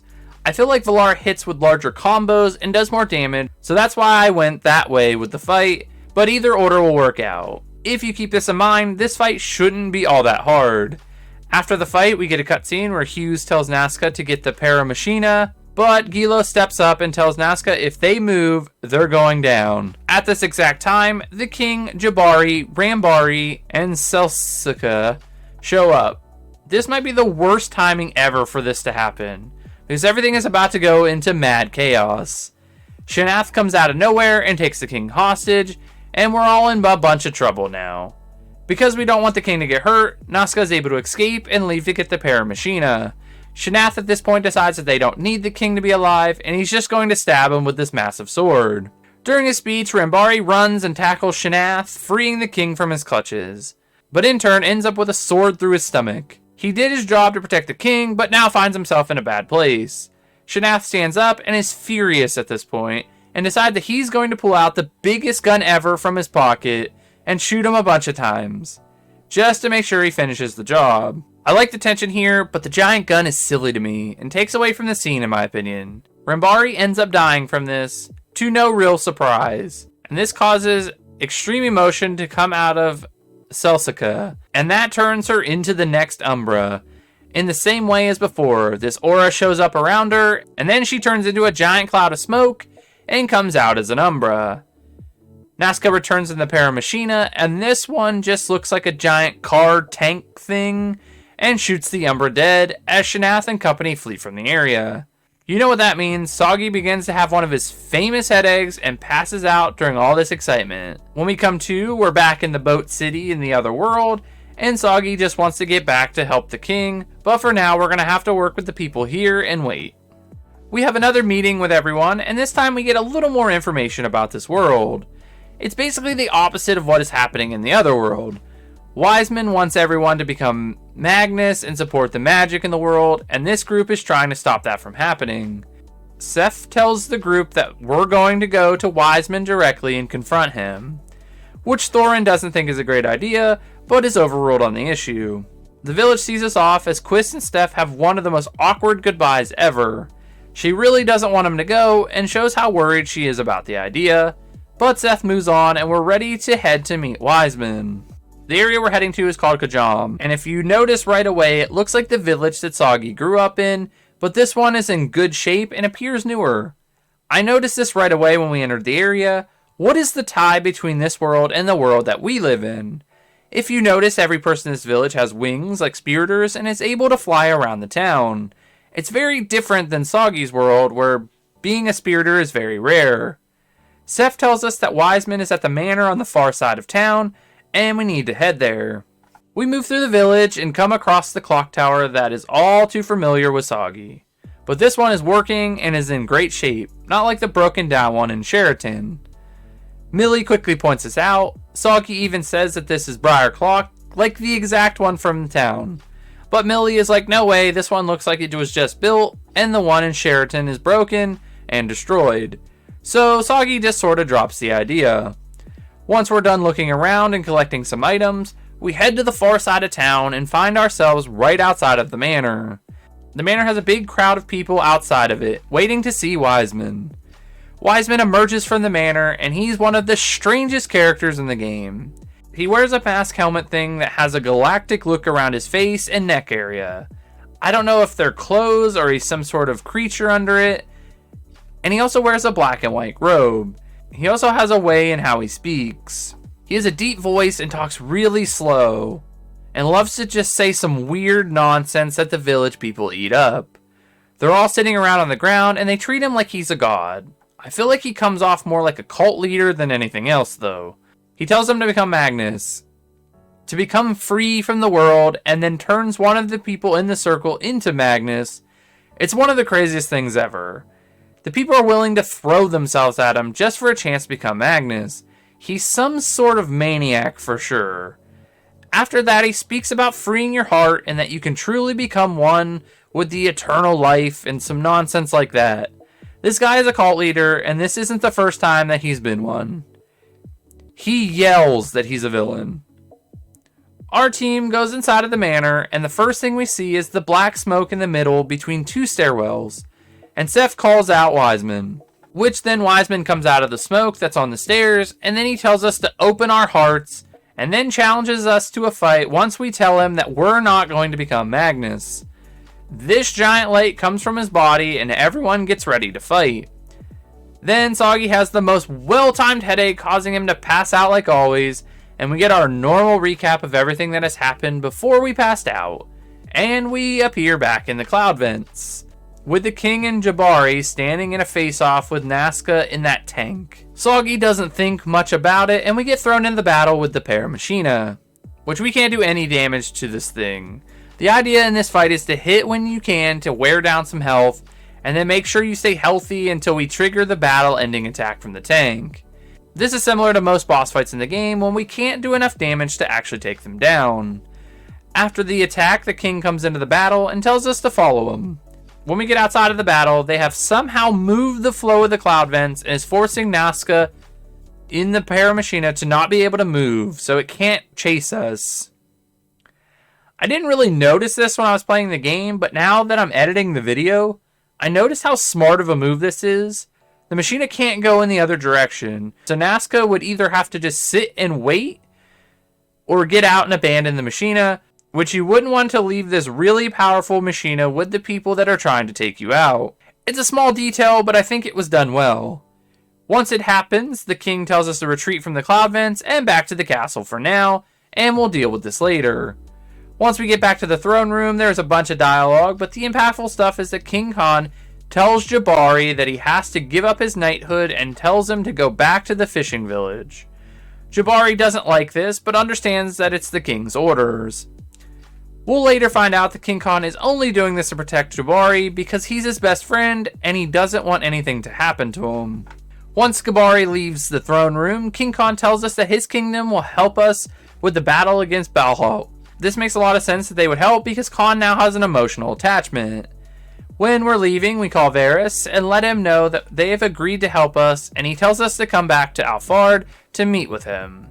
We meet back up with Varys, and we find out that the next target area is called Sadasu, and it looks like the Empire has already began convincing the leader of this area. So we have to hurry up and try to convince him to help us, and not Balhalt. We find out that the Lord of Sadasu is away, and the man that is in charge now might not be on our side. His name is Rodolfo, and Varys wants to know what our spirit thinks of him before we either know him or meet him at all. It's an interesting thing to ask someone, but what do I know? Varys also tells us about the story of the War of the Gods. It's considered a legend, and people think it is some sort of tale that got passed down, but not very many people think it's even real. But Varys tells us that it is real and was recorded by the children of the earth, and it took place nearly 1,000 years ago. The story says that a wicked god by the name of Malpersio rebelled against the other gods to create the world in the image that he thought was right. He called forth a host of dark brethren and began to annihilate all the other gods, and the world fell into darkness. The ancestors of the children of the earth banded together and took down Malpersio to save the world. That's all the detail we get about the battle or fight itself. We do find out that the islands float because they have what is called End Magnus inside of them, which is actually part of Malpersio. The children of the earth decided to split Malpersio's remains into 5 End Magnus and put them into 5 continents. Once they did that, they severed those continents from the earth and set them to float in the sky using the remains of Malpersio's power. Then, Varys goes on to tell us that the rest of Malpersio was discarded around the world so that he couldn't be revived, and that the Umbras are those parts of Malpersio. The pieces of Malpersio eventually mix with people and creatures along the way, because without a living being, then the pieces have no power. But inside of something living, Malpersio's power can come to the surface and become Umbras. I think I covered everything from this part, and I hope you understand everything that was happening so far in the game. After all that, we can finally leave Alfard and go back to the best menu in the game and fly ourselves to Sadasu on the map. When we land in Sadasu, we find ourselves in Furcad, the ancient capital, and this city is very different than where we've been recently. This city is small and doesn't have much technology at all. The people seem like they're hardworking farmers and merchants. It does seem like a nice place to settle down and have a family, though. I like that every place isn't something crazy and that these little towns still take place. When we get out of the ship, we notice that the Imperial soldiers are here already. So we decide that we need to stay under the radar and find Rodolfo in the town. When we get there, people don't want to talk to us at all, and we can't figure out why everyone is being so hostile towards us. But we find these wanted posters around the town of each one of our party members. And I found these to be super funny because they're way different than what we look like, and they make us sound like supervillains.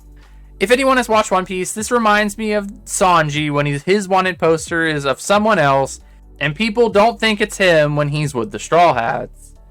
It's always made me laugh. Anyways, we have to go around and take down all the wanted posters in the town so that we don't cause any more problems. After taking down all the posters, we make our way to the top of the town, where Rodolfo's estate is, and we see that Giacomo is outside trying to get inside. But the guards tell him that Rodolfo isn't there, but in a small farming village outside of the town, so we don't have to fight Giacomo yet, and we need to head out of the village to the south. The dungeon in this area is called Nunki Valley, and it reminds me of like a rocky mountain forest or something. There are trees on the outside of this river that cuts through, and there are rocks at different heights on each side of the river. I don't think it's really the best design for a new dungeon, but I think it's simple and works for the area that we're in. The theme of this area to make it different is that we have to collect this dew called honey droplets on the rocks to get these fireflies to move out of the way so that we can get past specific areas. We're going to speed through this area because nothing really happens in the valley for right now. We get through it and find ourselves in a small farming village at the bottom of the island called the farming hamlet of Sabore. And when we walk inside, we notice that Hughes is there with someone, which we think is Rodolfo. We find out that Rodolfo is siding with the Empire because of money. It seems like the sole reason that he's willing to work with them. It makes the man sound horrible, and I'm not a fan of him already. Could he be the first person that won't agree to work with us? The Empire just wants to come into the area and promocinate Sadasu, which is their overall goal anyways. Soggy busts into the area where Rodolfo and Hughes are talking about their agreement, and Soggy tells Rodolfo he can't trust the Empire and he needs to not work with them. Rodolfo calls us a village boy that will get punished later. Hughes knows who we are, but just walks away and tells Rodolfo to follow him. Soggy and friends decide that they're going to try again at his estate to get him to join. And if they can't get inside, that they'll use force this time. So we decide to head back to the estate. Using force is exactly what we do when we arrive. We push through the guards and then run through the front door.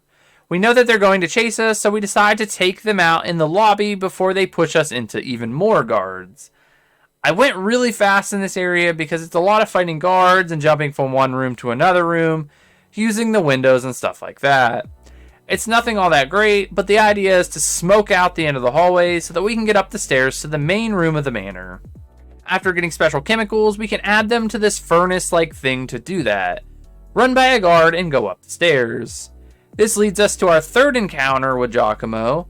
Giacomo at this point has lost it because he's obsessed with the idea of taking Soggy down. He's lost his position with the Empire, and when he thought all was lost, we show up on the stairs for another fight. Taking us down is his way back into good favor with the Empire, so we have to fight him for the third time. This fight is very much like the second fight. It's him with two soldiers, but this time it's pretty easy. I think that we're higher leveled now and have better attacks and equipment. The fight sort of just happened, and we're able to take him down on our first try this time. We've always died at least once when fighting him in the past, but this time we didn't have any problems and just took him out. Once we get out of the battle, Giacomo is upset that he's lost to us again and goes on about how he just wants power, overwhelming power, and then passes out on the floor. I don't think he's dead because they don't seem to indicate that he is, but I could be wrong about that. Soggy talks about how he feels sorry for him, or maybe envies him. Then we head into the room where Rodolfo is hanging out. Rodolfo finally believes us that Vera sent us there and even talks to him on our cell phone thing. Then we talk about how he doesn't want to help the Empire, but he's padding his pockets with gold and then he's going to kick them out of Sadal Su. But when he's telling us about this, Hughes walks in and hears all of it. So now Hughes knows not to trust him, but says they're going to start pro-machination with or without him, and tells Soggy to come to Nunki Valley, and then he leaves.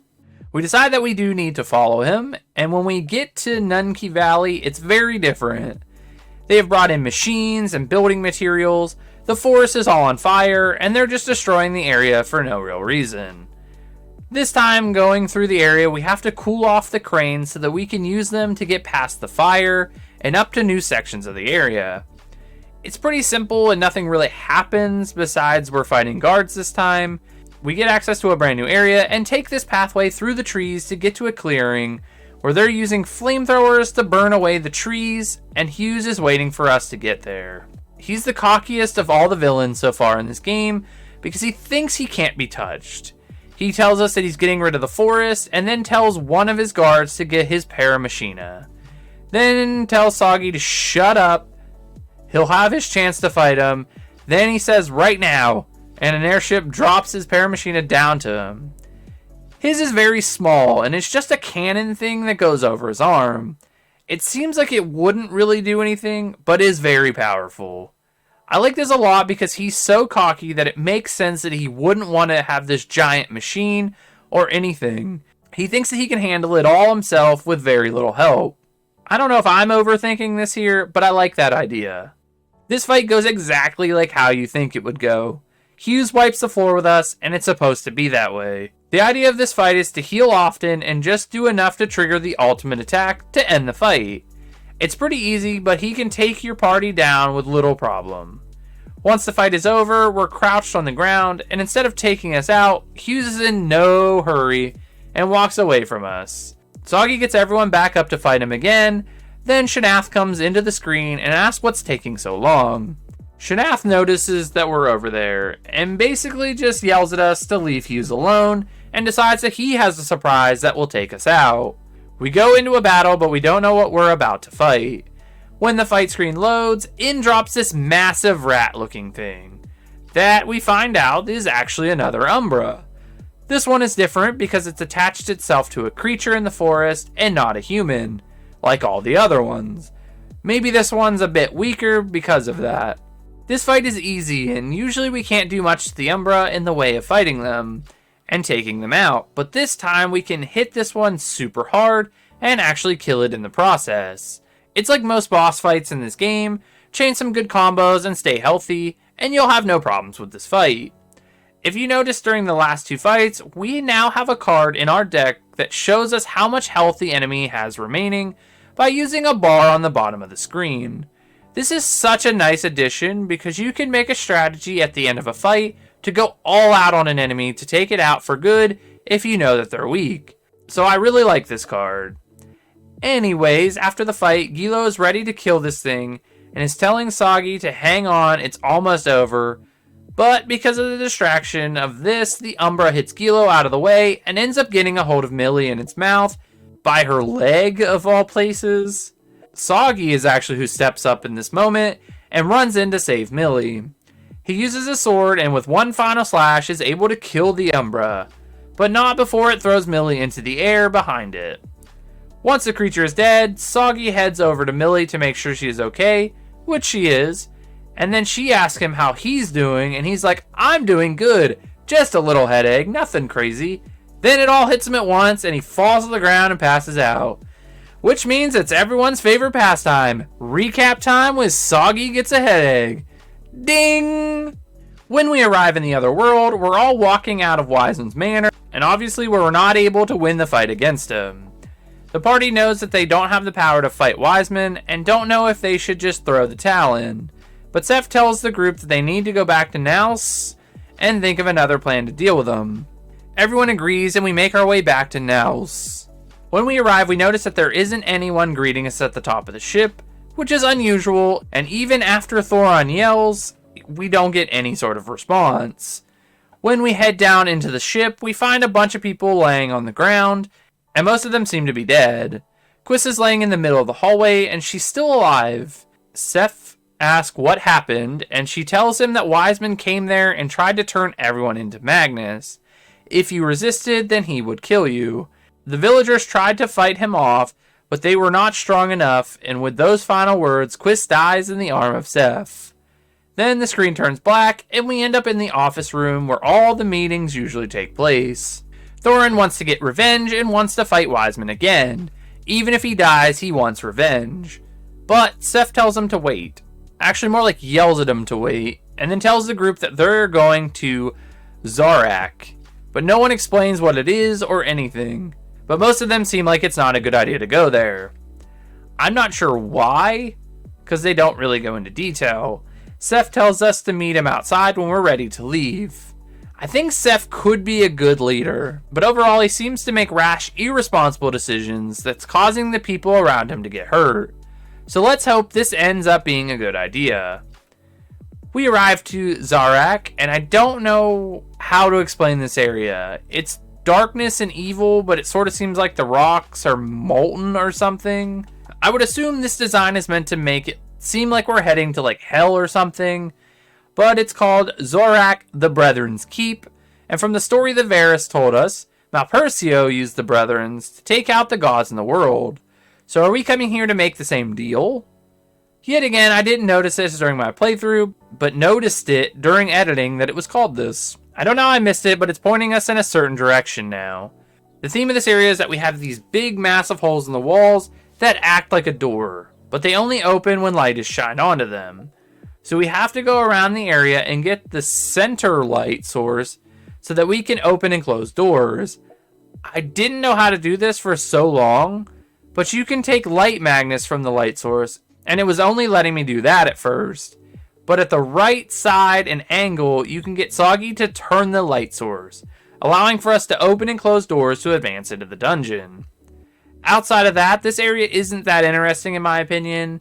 When we get to the final large door that we need to get to in the area, the party has a conversation where Thorin asks who would live in an area like this, but is met with resistance and is told to just walk through the door and keep quiet.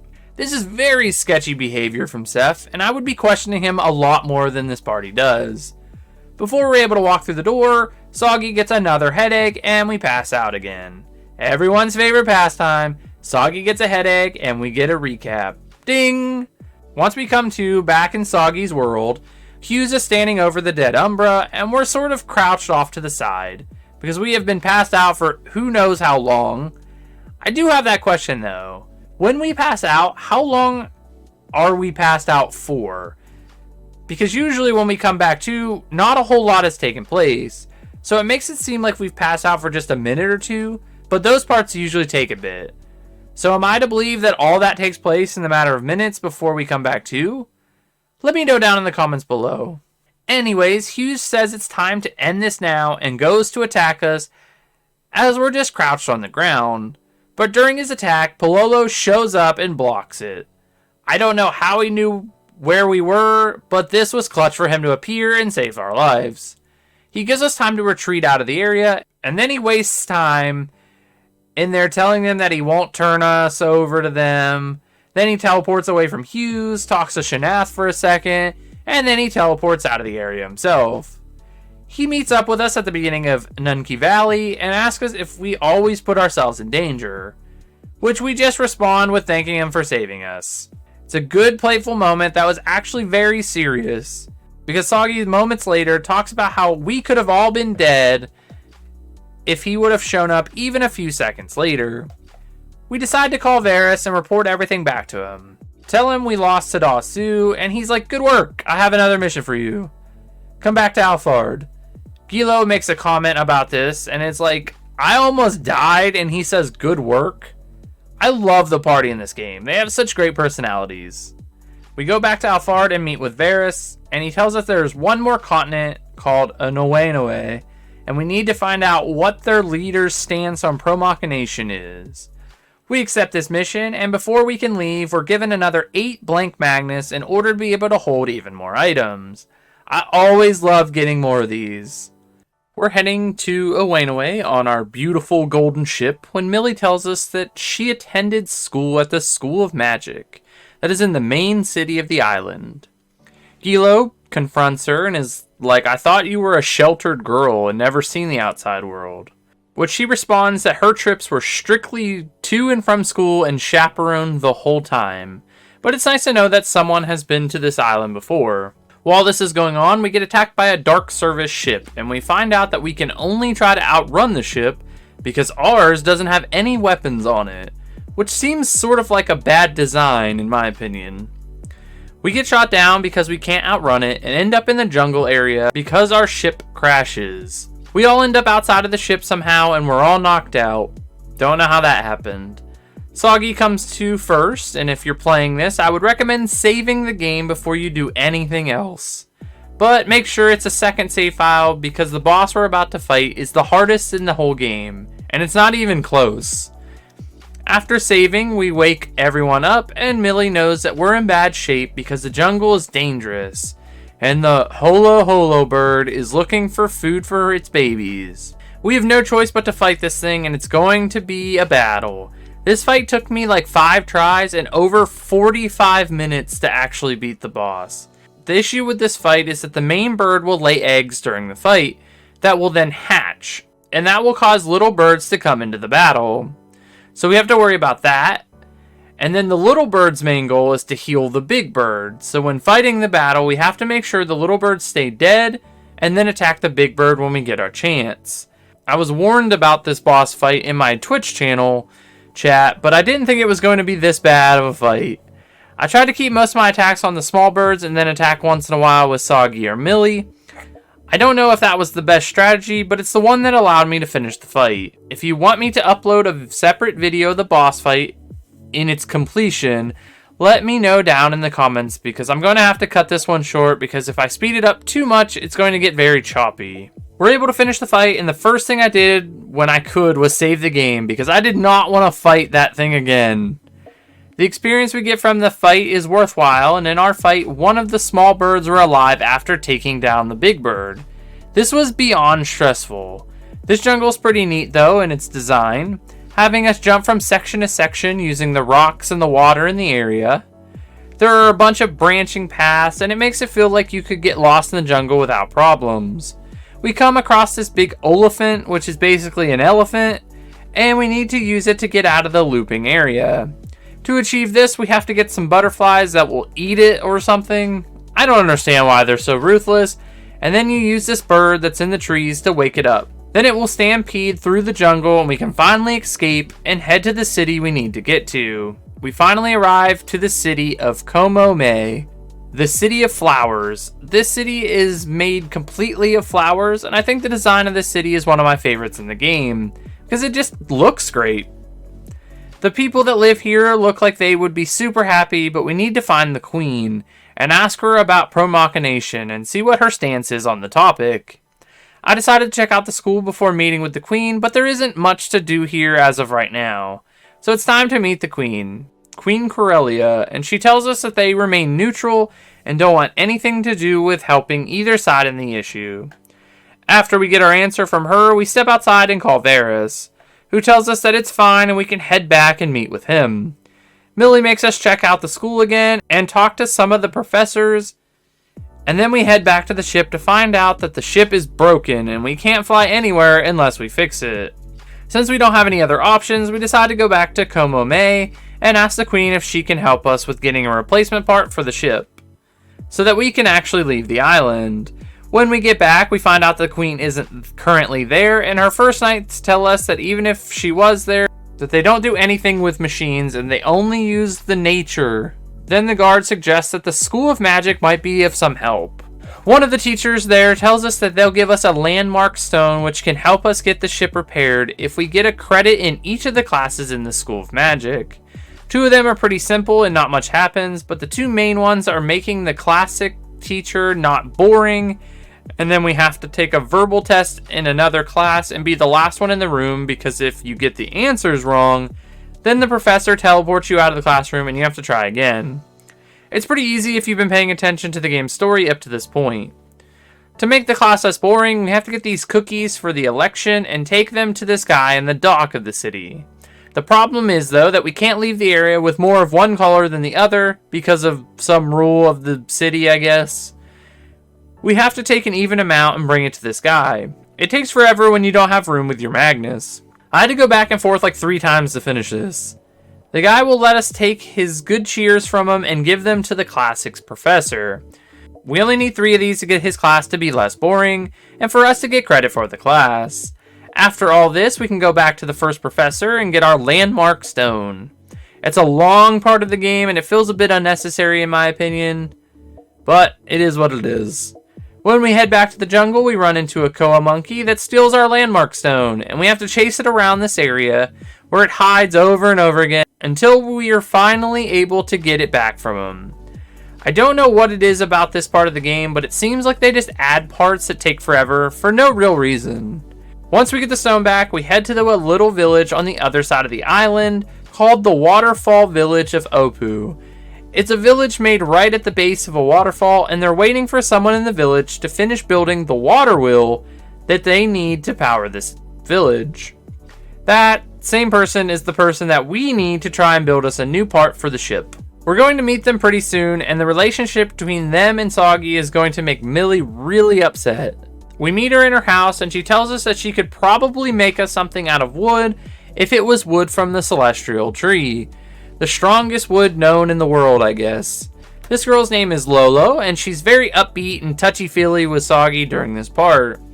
After talking about how they could get wood from the tree for her to make our part of the ship and the water wheel, she gets really excited and embraces Soggy with a very aggressive hug, which sets off Millie. Millie wants to hang out at Komome, but Soggy said he made a promise, so he's going to get the wood for Lolo. And then Millie calls him out for being a trooper all of a sudden.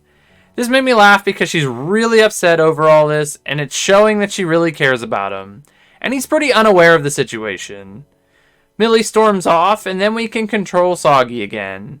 We head to the celestial tree now, and we get stopped outside. They tell us that it's off limits to us, and that if we want to enter, we have to get permission from the queen. Soggy asks for just a branch, and they're not having it. It seems like there is some issue happening on the island, but we decide to head back to Komome and ask the queen if we can enter the tree and get some branches. When we arrive there, there are a bunch of troops that pass us at the entrance of the palace, but we proceed anyways. When we come inside, the queen is giving out orders to the troops and then tells us that the Empire has entered the tree and that they need to protect the tree. We offer our services without taking a side and ask if we could just get some branches that fell off the tree in return. The queen considers it, and then we leave and head back to the celestial tree. This is a lot of back and forth during this part, and we finally make it to the next dungeon of the game, the celestial tree vine roots. This is exactly how you would picture it. It's a bunch of roots going into a bunch of different directions. This dungeon can be very small if you want it to be. We get inside and the Empire is able to get to the middle of the tree using their flying barrel things. But we don't have one, so we can't get to it. We decide that Lolo might be able to build us something, and yet again Millie gets upset over this. We leave, and when we come outside, Lolo is waiting for us and tells us that she can build us something to cross the area, but she will need drag roots of all the different elements, so we have to go back inside and get them. But before we do, she tells us that we can't do it without Woodfella, a little puppet thing that we can control to have drag us the roots to us because they're going to be in areas that we can't reach. When we get back inside, we summon our little guy, and we can run around new sections of the vine roots to grab the drag roots. The only thing we have to be careful is if the enemies try to attack us, the Woodfella will run back to us and we have to start over. It's pretty easy overall, but we have to take our time to get certain parts. Once it's brought back to us, we can collect the drag root and return Woodfella back into Magnus. We get the lightning one first because it's right next to the opening and pretty easy to grab. The next one is further away but isn't that bad. It's the fire drag root. We get attacked by some flying creatures in the next area. Then we collect the ice drag root. We can get the dark drag root by burning some of the trees so that we're able to get through and grab it. We have one left now. We get the last one in another area of the branches, which is the holy one. I think you can do this in whatever order you want to, but that's the order I did it in. Once we get all of them, we can head back outside, and Lolo is waiting to build us this cart thing that will allow for us to get to the middle of the tree. That was a lot to do, but now we're in the middle of the tree, and guess who's waiting for us in this area? It's our good friend Valara and Shanaf. We're too late, so they have already gotten what they needed to in the area. Shanaf mocks us because that's what he does at this point in the game. They pulled all the wings of the heart from the people in the tree, and Valara is attacking the tree for some reason. We get pulled into a battle, and an Umbra comes out of nowhere to help protect the tree. The roots attach itself to the Umbra, and now we have to fight this boss in a way that we haven't done before in this game. We have to attack this Umbra, but only when it's in a certain position. If we attack otherwise, it does damage, and we'll fail the battle. And lose. Valara's attacking it as well, so we have to work quickly and smart to get this boss fight done. This is a pretty easy battle, and I just waited for the position to change and would attack with all my party members. It made this battle short and super easy. I like that it had a change though, and we just didn't have to beat down the Umbra until the cutscene would take place or whatever. After the fight, Soggy doesn't get his normal headache, and the Umbra is becoming smaller because their roots aren't feeding it energy. But Valara is like, we have a mission to do, and I'm bringing this thing back with me. She shoots it with a laser from her tail, and of course this causes Soggy to get another headache and pass out again. Another recap of what happened, and then we return back to the dungeon that we were last with Seth and the party. This isn't anything new because it's the same one, but just more of it. We continue to just go with the group, and we work our way through the dungeon. When we get to the end of this dungeon, we get another scene where the group asks for help of the Dark Brethren. Thoron still has no idea what is happening, but they basically tell him that there isn't another option and to keep his mouth closed. This is basically making a deal with the devil. We ask for the strength to take down Wiseman, and in return, the Brethren can have their souls. The Brethren agrees to these terms once everyone states that they will give up their soul, and then challenges us to a battle to see if we're really strong enough. We're thrown into a boss fight with this massive flying lion, dragon, bat, snake thing, and this boss fight is actually really easy. I was expecting this part to be a lot more challenging, but honestly, it's just attacking a lot and then healing every couple of turns. I wanted this fight to be much more difficult. Once we win, the Brethren lends their strength to us, but it's the power of darkness. Seth is happy about this, and we return back to the ship, where they talk about what they should call themselves. It's 5 people as one, and they come up with a name for the group instead of individual names. The group decides that they are going to call themselves Malpercio, which was the hill that was out back when they grew up together. It's a weird choice, but it's the same name that we've been hearing about this whole time. The group decides to head to bed, and we talk to Millie and Gilo about what we had just heard. They figured out that we're in the world from 1,000 years ago, just like the legend states. But Millie says it can't be because they're just like us. Soggy says that they might seem like us, but they're much stronger than them. 1,000 times stronger. Seth and the group are heading to go to war with Wiseman, and Millie figures out that this is going to be the War of the Gods. We're getting ready to solve a lot of questions from this world. We meet everyone at the top of the ship and go over the game plan one more time about defeating Wiseman at Kujam. Seth says there is going to be dragons and the battle is going to be tough. When we get to Kujam, there isn't a single person there like before, and it looks like Wiseman has started the ceremony already. We have to hurry now and get to the other side of Kujam and get to the battlefields of Atria on the back of the village. The fight has already started when we get there, and dragons are catching everything on fire. I would count this as a dungeon, but honestly, it's just running around and avoiding enemies and fire. Our goal for this area is to find Wiseman and nothing else at this point. When we get to the end of the area, we come across all the people of Kujam, and they're going to fight us to protect Wiseman. Thorin talks about how their eyes are not right and that their hearts have already been taken. So we're going to have to fight our way through them. As with everything in this game, Soggy has a massive headache right before we're going to need to fight, and we get another recap and come back to the Celestial Tree, where Valara is in the process of collecting the Umbra. They never have any reason to care about us in this game. Why don't they just take us out now while they can? Soggy doesn't want to listen because he wants to go back 1,000 years and help fight with everyone. During this time, we're getting surrounded by soldiers, and Valara decides to notice us now and tells us that our relationship is now over and she's tired of seeing us. She wants to kill us this time. We go into a fight with her where the idea of the fight is just to attack and do damage and heal until she does her laser tail attack and takes us down.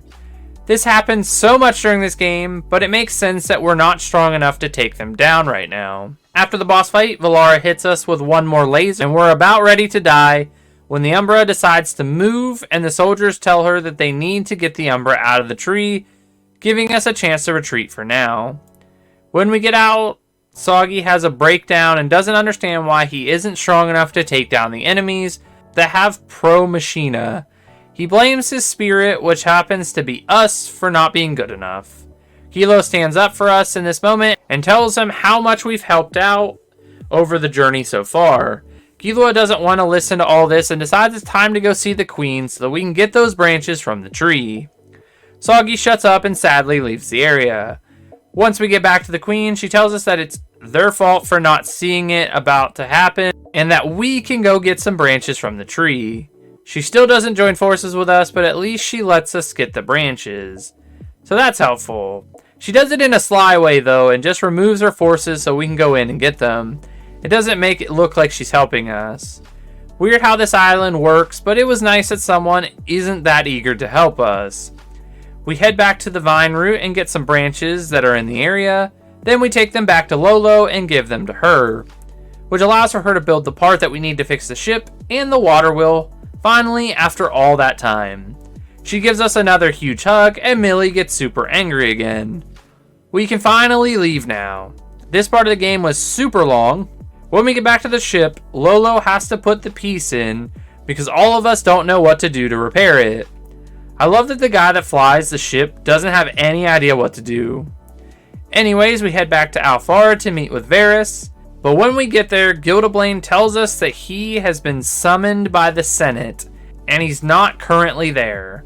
Gildablain gives us a room to stay in so that we can rest, and that he will let us know when Varys is back.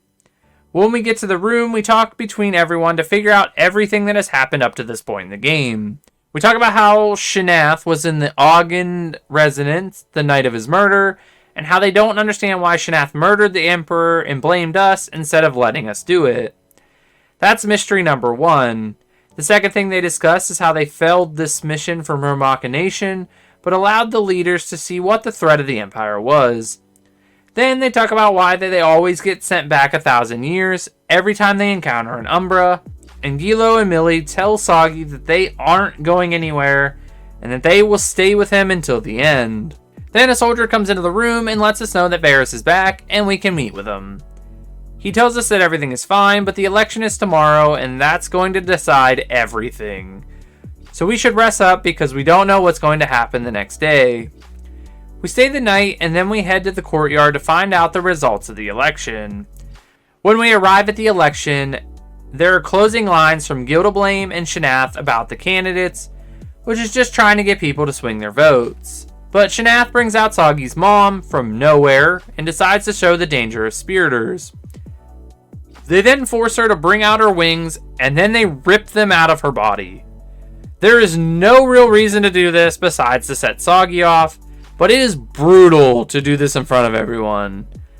I wouldn't be happy about this if I was just in the audience. When this is about to happen, Millie yells at Baha, and we find out that she is his daughter, which I always suspected, but it hadn't been confirmed until now. She's been with us this whole time, and when she was sneaking off, she was telling our plans and actions to her father. What a betrayal. But to be fair, she's trying to get them to stop before they rip out Soggy's mom's wings, but Baha just walks away without saying anything. He's going way too far with this. Soggy at this point has lost it and decides that he's going to attack the soldiers and pushes Millie out of the way. He's too late though, and his mother's wings get torn out of her body. He does come up and murder all the soldiers that were responsible for the act, so he got that at least. Because he lost control of his emotions, he starts getting that aura around him and becomes an Umbra himself. This was shocking to me because I wasn't thinking that he was an Umbra as well. I knew he had some sort of tie-in with them, but I wasn't expecting him to be one. How crazy was this reveal? This is my favorite reveal from this section. After he turns, the Empire brings out a tank and shoots Soggy a bunch of times, causing his Umbra form to fall to the ground and pass out. I think I covered everything in this scene, but a lot happens, and I would recommend just watching the whole scene yourself if you want to know anything else that happens during this part. Because we pass out, when we come to, we're back on the battlefield outside of Kujam with Seth and the group, and most of the people that were attacking us are now dead at this point. Seth tells us that we have to watch because we can't let our guard down, they'll try to kill us. We decide to take out the rest of the Spiriters in one single attack, and then the screen turns red. And when we come back, the screen is dark with like a purple shade to it. The party snaps back into themselves at this point and can't believe what they have done, when some floating sorcerers show up and call each one of them out by name, and when that happens, a puppet that looks just like Gilo comes down and kills them, one by one until it gets to us. Then they called our full name, Marno R. Rise, which is the name we gave our Spiriter at the beginning of the game. This means something, and we're going to find out soon. While the sorcerers are talking, it's two of them, and they have the same voice that Gilo has in current day, which is an interesting thing to point out. Finally, we get called out, and the Gilo-looking puppet attacks us. We don't just die, however, we end up fighting it. And what I can tell you at this moment is that this is Gilo, but I don't know if they say anything about it quite yet. Anyways, we have to fight Gilo in a boss battle, and this one is difficult. Gilo packs a lot of punch and has this attack that does a massive amount of damage to the whole party. So this boss fight is a bit of luck and staying healthy. After a couple tries, we were able to defeat Gilo, so that's good at least. But after the fight, Gilo comes up to Soggy and stabs him in the stomach, killing him. This isn't actually Soggy though, but Marno. When we come to, we're locked up in a random dark room somewhere, so it doesn't seem like they actually killed us. There is a very long scene where Soggy and your spirit have a moment to make sure each one of them are okay. Then Soggy asks his spirit about being Malpurcio, which makes Soggy upset that he's not a true spiriter, but just has the soul of a person from the past. Then he's upset that his spirit never told him anything about who it was. It's a heartfelt moment because they just talk it out alone in a dark room. You have to make a decision on how you want to handle this situation, when Soggy asked about you taking over his heart completely, but when you do, it purifies the soul and we're strong enough to break free from the chains that we were locked up there by. Soggy and his spirit are one again. Millie and Gilo show up after this. They're there because they were coming to save Soggy, or at the very least be able to talk to him. They let us know that they have saved Soggy's mom and fled and took her back home, but she's weak and suggests that we should go see her.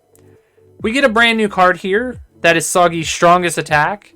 This will allow for us to do damage to the pair of machines now, so that we can actually stand a chance against them. When we come out of the room, we're in an all-machine dungeon, and we have to use spark shrooms to power the elevators and little crafts that move around the rooms. That's the theme of this dungeon. It's nothing crazy, but it's nice to have us use Magnus mixing again.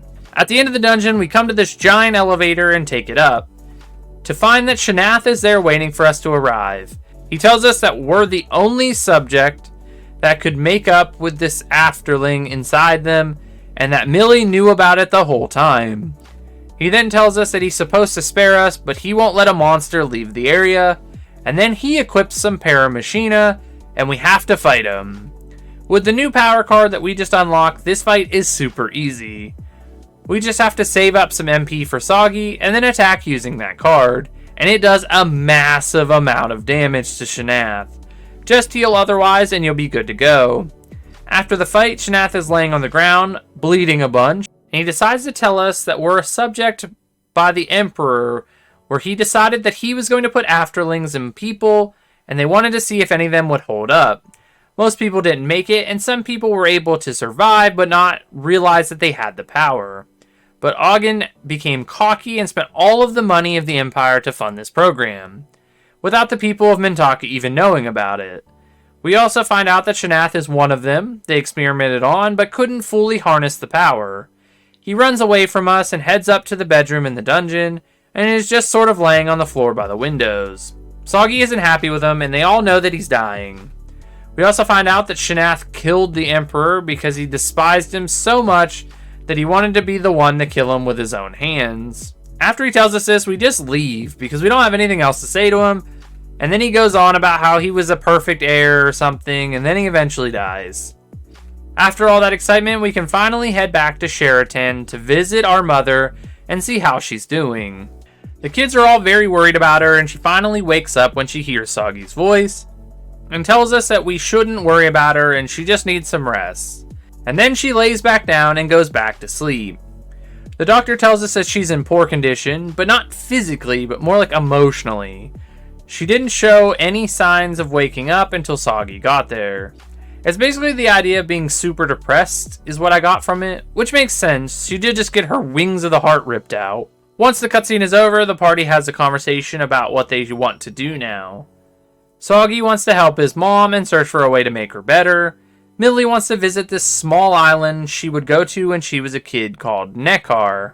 When we go there, she wants to tell us everything about her that she's been hiding. And Gilo wants us to visit Dur, which is the homeland of the children of the earth, in hopes of finding something about their past or what their true purpose is. We can tackle these in any order we please, so the game sort of branches out at this point.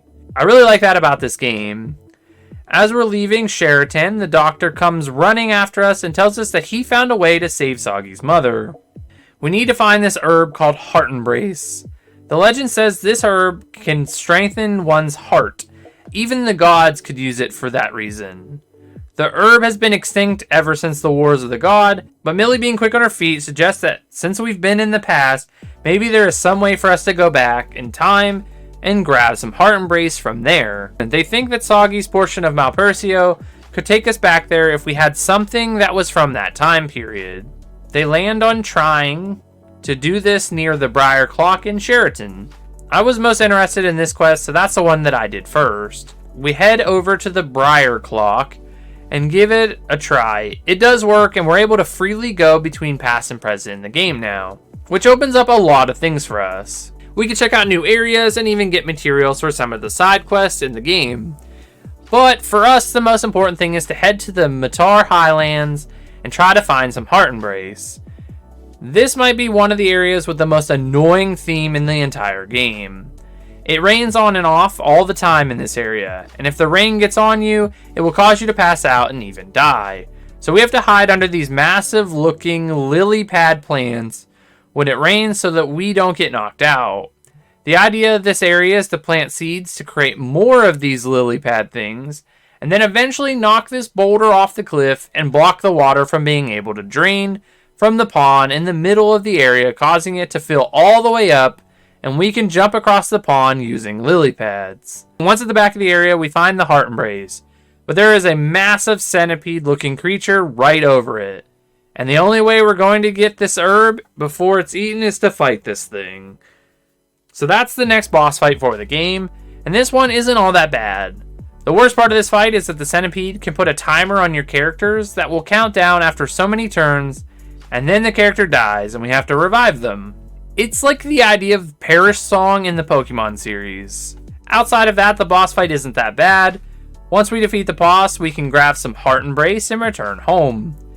But we're surrounded by a bunch of these centipedes, and it's not looking good for us until a random white dragon shows up and burns them all to a crisp. I don't know if there was a tie-in somewhere in the series, but this was random and we got super lucky. They're all impressed by the dragon. Then we pick a bunch of Heart Embrace because I didn't know how much of it I was going to need for this mission. And then we can finally leave and head back to Modern Timeline. When we get back to the orphanage, we give the Heart Embrace to our mother, and then we get flashbacks of a lot of things. But the most important part is that Jean stole us out of the Empire and fled with us because she didn't want them to experiment on us. She left Mintaka and fled all the way to Sheraton and raised Soggy without telling him about anything. I feel like this is pretty fair because you wouldn't want to let your child know that he's just an experiment. After a night, the herbs work and she's back to her normal self, upbeat and cheerful. We cured her heart, or at least made her feel better using that herb. Soggy tells his mom that we can't stay for long to help out, but his mom is happy that he finally found something that he wants to do. and we can now move on to one of the other missions that we need to do in order to advance the plot of the game. The next mission I chose was the one about Millie, because I wanted to see what all she was hiding from us during the whole game. We head over to this small island known as the Neckar Quiet Lands. That is extremely pink and red. This place is interesting, and she used to visit here while she was a child. But there used to be statues when she would come in there as a child. Once we get that cutscene, we're able to look around the area. This area is all about trapdoor floors and nothing else really. I don't know if there was anything hidden besides that, but for the most part, this area was just that. When we get past the first section of this dungeon, we come to this lake and waterfall that the water changes every day, which is pretty cool, and I wish that happened in real life. I would really like that. Millie then tells them about who she really is. She tells us that her father told her to just observe Soggy and find out if he really was a spiritor, and that if he was a spiritor, then they would eventually have to kill Soggy. She tells us that she didn't know about Soggy's mother being involved, and ever since she started hanging out with us, the more she began to like us, and that we were good people. She then asked for forgiveness and that she still wants to travel with us. Soggy asked her one question, which is very simple. He just wanted to know if she really thought he had a guardian spirit inside of him. Which she responds saying that she did. And then Soggy's like, alright, you trusted me, now I can trust you. You can stay with us. Even Gilo lets this one slide, which is kind of shocking. Everyone forgives her and now the party is together again. It's a pretty nice moment and I really liked the waterfall in the background. She wants to show us one more thing before we leave, and we head up to the top of the island.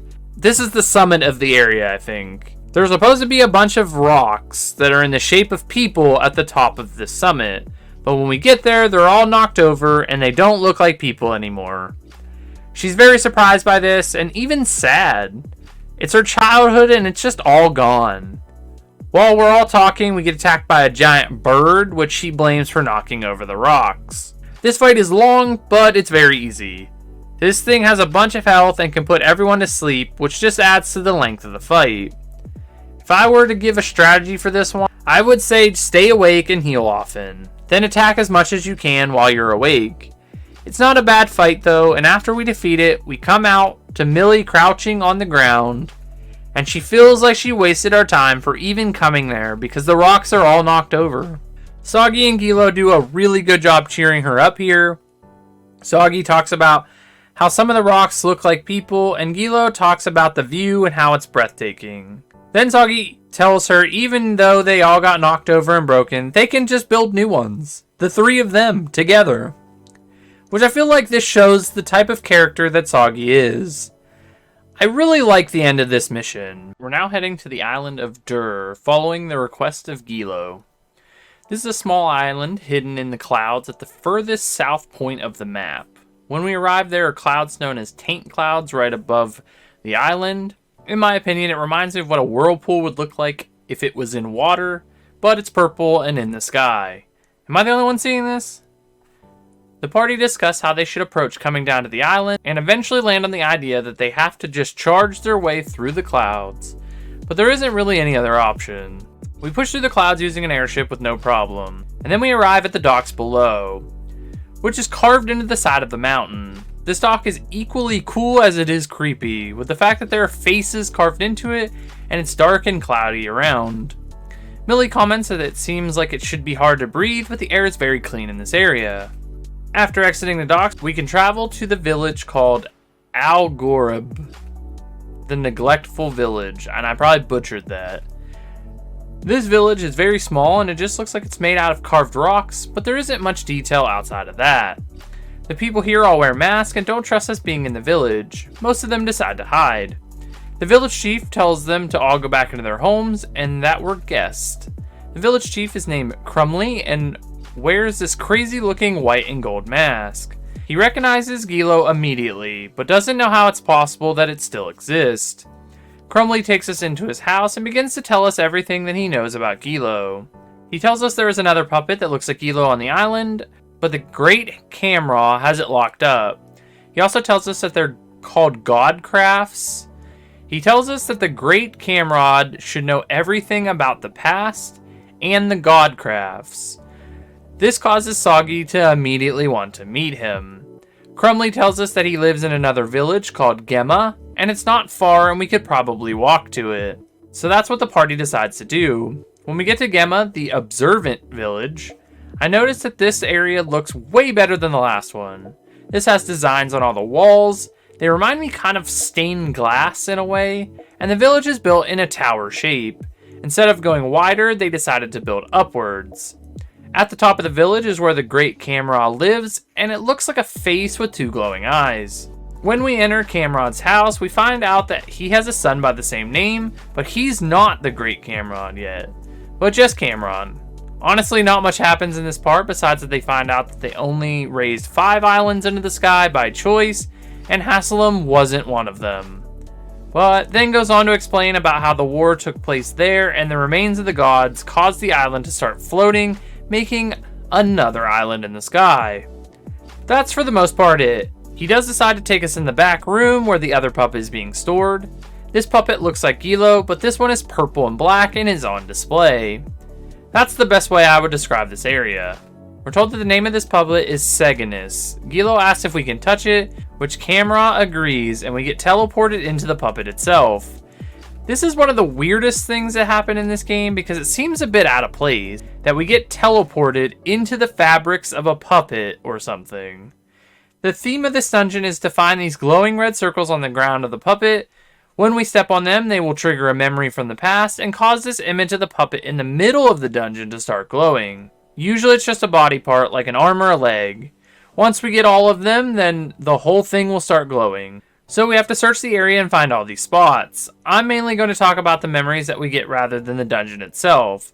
So the first memory shows us that there were 4 puppets total, and the children of the earth created them to take on the gods. They transfused them with magic, and that 2 of them will control 2 puppets, so each pair will control 2 of them at a time. They're a bit concerned about the number, but they can't control any more than that, so 4 will have to do. Then that portion of the memory ends. The next memory talks about how Naus has fallen, and that they're going to use these puppets to take down the gods slaying people. This is them talking about Wiseman in this memory. It's nice to know what they were doing while we were in the world trying to take out Wiseman ourselves. The next memory has Children of the Earth talking about how Malpercio has stormed Atra to take out Wiseman, but they sided with the Dark Brethren, and they need to act now and get rid of everything before the toxins of the god wither the earth. The sorcerers find out that they're not able to bond their magic with Seganis and decide that they'll just leave that one there, and 2 of them will bond their magic to Gilo. To finish the memory, it shows them leaving with just the 3 puppets. So now we know why they came to the battlefield and what role Gilo played in that timeline, but we're not done yet. The final memory just shows the Children of the Earth decision to separate the areas of the earth using Malpercio's body parts. And then they talk about how the other 2 puppets got destroyed during the battle, but Gilo just fell over into a sea of bodies because they ran out of magic. This is how Soggy was able to find Gilo all those years later. When we come out of the memory, Gilo feels bad that they killed Rise and his family, but we just let bygones be bygones and we forgive Gilo, along with everyone else. This memory causes the figure of the puppet to be completely glowing in the middle of the dungeon, and we can now go back and trigger the event for when it's complete. When we get there, Seganis is finally bonded with the magic of the Children of the Earth and only knows to kill Malpercio, which, since Rise is part of that, it triggers it to freak out and begin to attack us. This was pretty unexpected, but it's a good way to finish this part out. Now onto the boss fight, and this one is pretty challenging if you're not ready for it. This boss fight is similar to the one we had with Gilo, but I think the attacks it hits everyone is stronger in this fight. The idea of this fight is to stay healthy because that attack just hits the whole party with a ton of damage, and we need someone to stay alive at all times. I just tried to have someone heal even when I wasn't all that low on health, just to make sure we didn't drop into that area where everyone would receive a one-shot attack. Outside of that, use some strong attack combos and have weapons attached when you attack. It took me a few tries to beat this fight, but it wasn't all that bad once I got used to the attacks. If you can see during this fight, I had a lot of moments where only one of my party members were alive and got into some situations that were pretty scary. but I was able to finish the fight and beat Seganus. After the fight, we're put back out of the puppet, and when we come to, Gilo asks the Great Camera to seal the power of the puppet away. He agrees, we head out to the main room of the palace, and the Great Camera tells everyone he's stepping down. It's a surprise, but it goes really well with this being his last action in charge. He will seal away the power of the puppet. I don't really know what he means by this, but he walks into the room and we never see him again. I don't know if he went into the puppet to seal its power or what, but he's gone and the other camera takes over, finishing up this mission. Now that we're done with that, we can actually continue the story again. And this time we're heading back to where the game started, the Dark Service headquarters. This area feels like a side mission and there isn't an actual boss fight in this area. When we arrive, we see a bunch of soldiers that were taken out laying by the entrance, and we find one soldier that is still alive. With his final breath, he tells us that the Paramachina are going on a rampage and killing all the soldiers.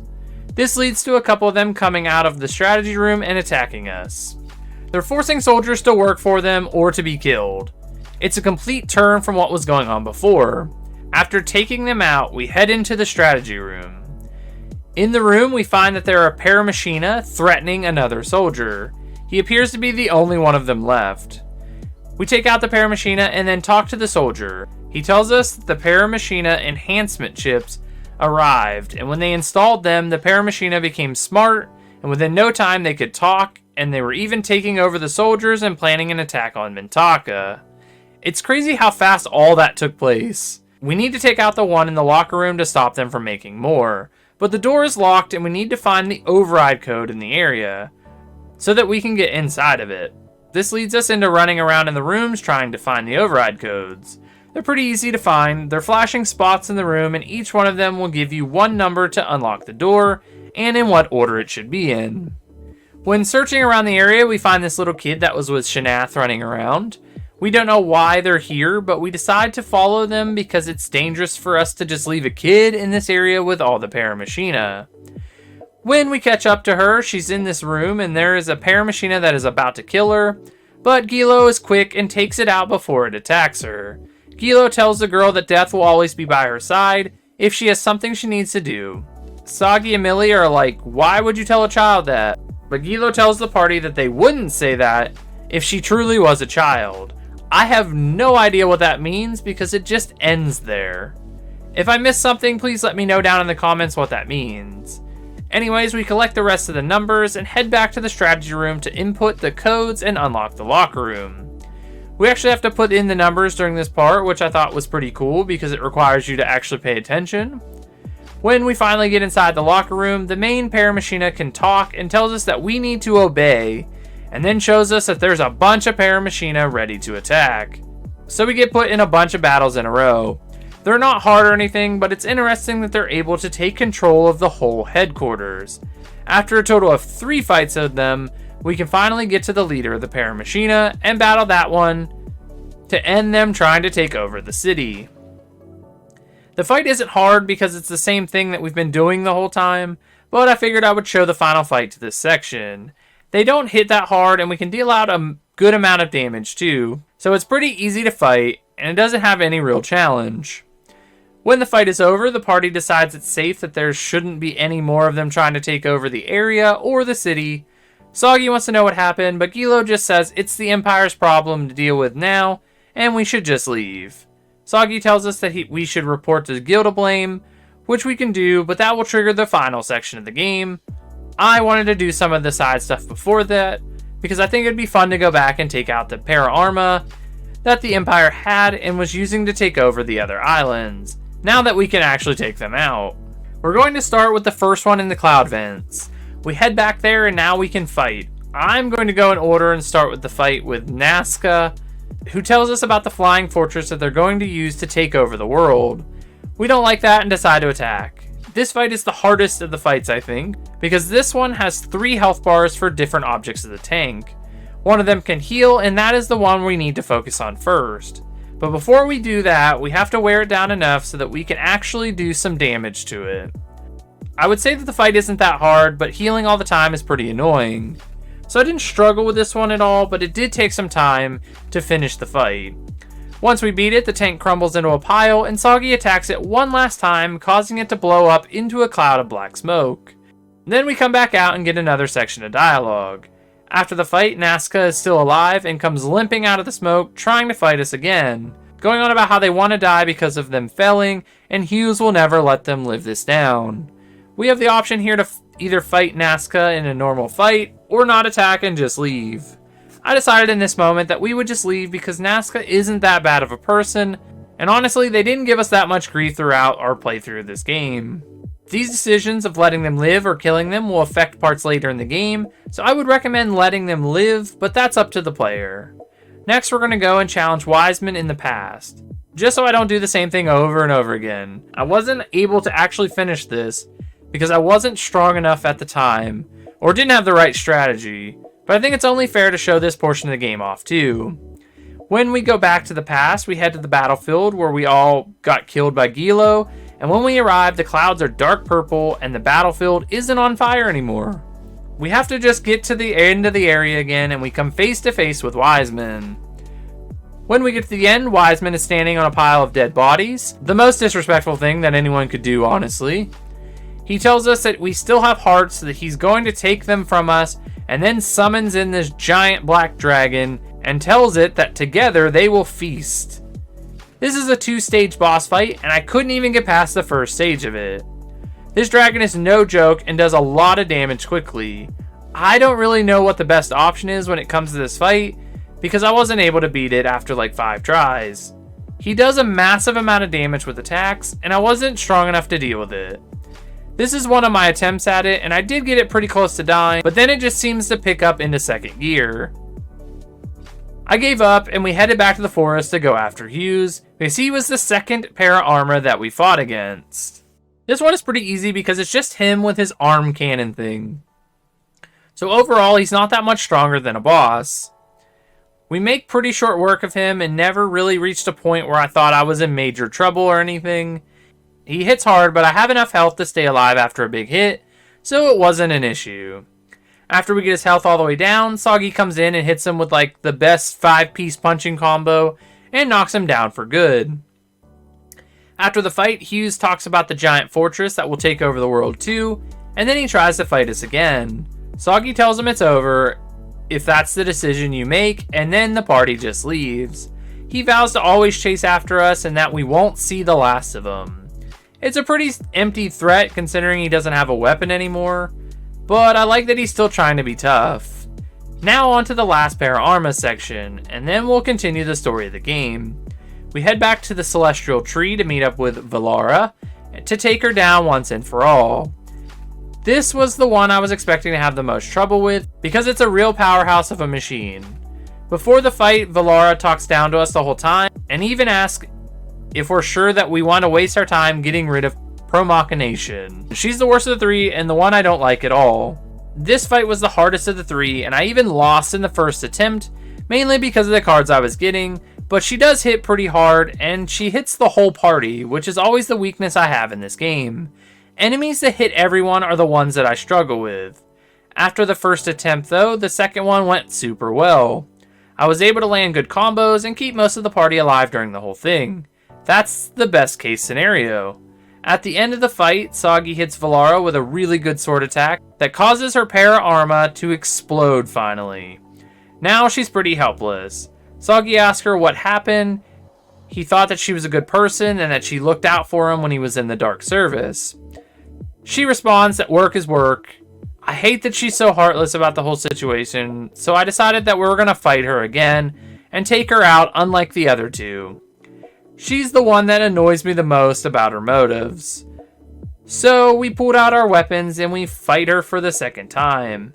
This is what I would call a throwaway fight because she can't really do all that much to us. She hits hard sometimes, but nothing that I can't just heal right back up from. It doesn't take long before we get her health all the way down and land the final blow. She sort of just disappears and that's the end of it.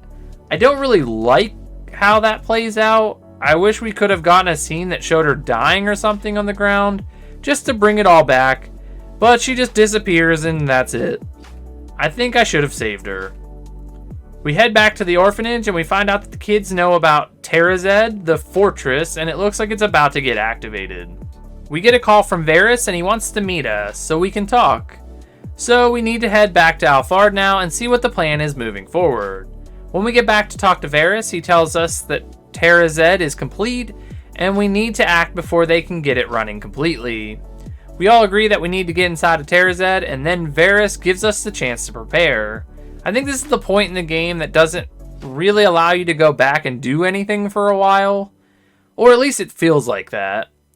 When we're ready to leave, we just need to talk to Gildablame, which since I did all the side missions that I wanted to do, I was ready to go. When this really long scene starts, Terrazed actually takes off before we can get to it. This fortress is as big as an island that it came from. I have no idea how no one noticed this thing being constructed, just purely on its size alone. There isn't all that much that happens here, besides it shows all the main leaders of the other islands noticing it, and even some of the other main characters like Lolo and Soggy's mom. I think it's just solely for the purpose of getting the size across.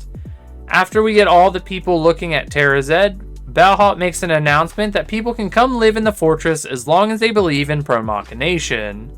This prompts Soggy and the party to come up with the idea that with all the confusion from people going there quickly, we can sneak into the fortress unnoticed. I don't know how well this would actually work, but that's the plan they came up with. When we get to our ship and head there, every ship from the Empire is making it super easy for us to sneak into the main dock and land ours. We get out and head into the fortress. The fortress is so massive that it has multiple areas of it. The first place is the city that everyone can live inside. It's called Vega, the Machina Metropolis. It's exactly as the name implies. Everything is made from the machines, there are elevators everywhere, and it just looks metal. I wouldn't want to live here. There isn't any character or charm to this place. At the very back of Vega is where we can enter what is known as Terrazed. Everything here is made from gold. It reminds me of Alfard, and it's actually going to be the last dungeon for us in this game. So get used to looking at gold and escalators. There are two themes in this dungeon. The first one is there's a bunch of floors and we have to use the escalators and elevators to get through each floor and section. Some floors are blocked from specific directions, so we have to go all the way around and come from above or below to get to it. The second theme of this dungeon is to clear out a bunch of soldiers from the middle of the area. In order to do this, we have to cause a bunch of noise or commotion so that they'll leave their post. We can do this by completing these puzzles that have us moving through mazes. The idea is simple. We have to move through the blue areas and we can't touch the red ones. There are spots in the maze that we can stop so that we can either switch the maze around or so that we can get our wing meter back.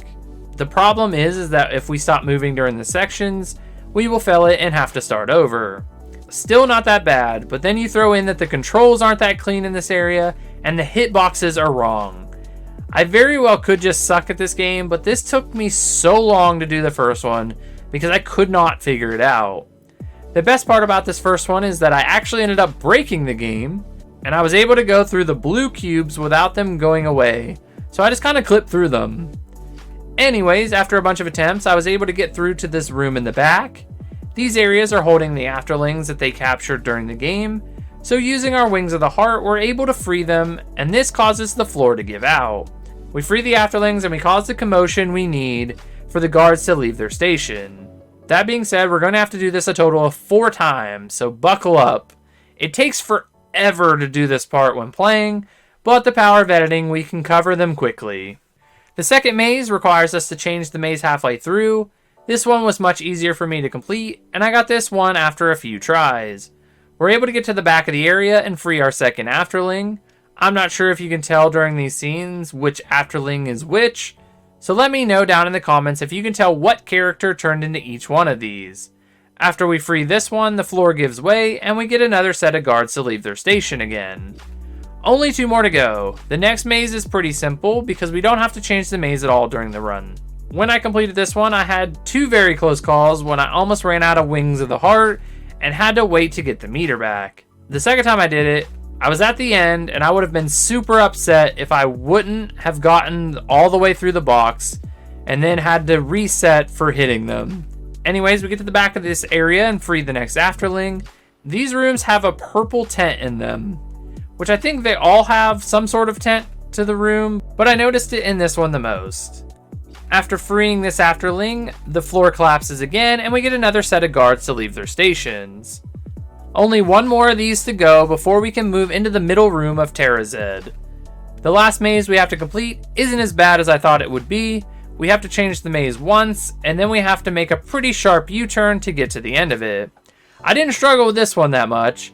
I have no idea why I had so many problems with the very first one, but this one was the last one, and we can head to the back room of this area and free the last afterling. We did it. We finally freed all the afterlings from the Empire, and all the guards are gone from their stations, besides the leader of the unit. So now we can head back to enter the room. When we arrive, we don't have any plans of entering the main control station from the doors. We're going to break through the glass 2 floors above it.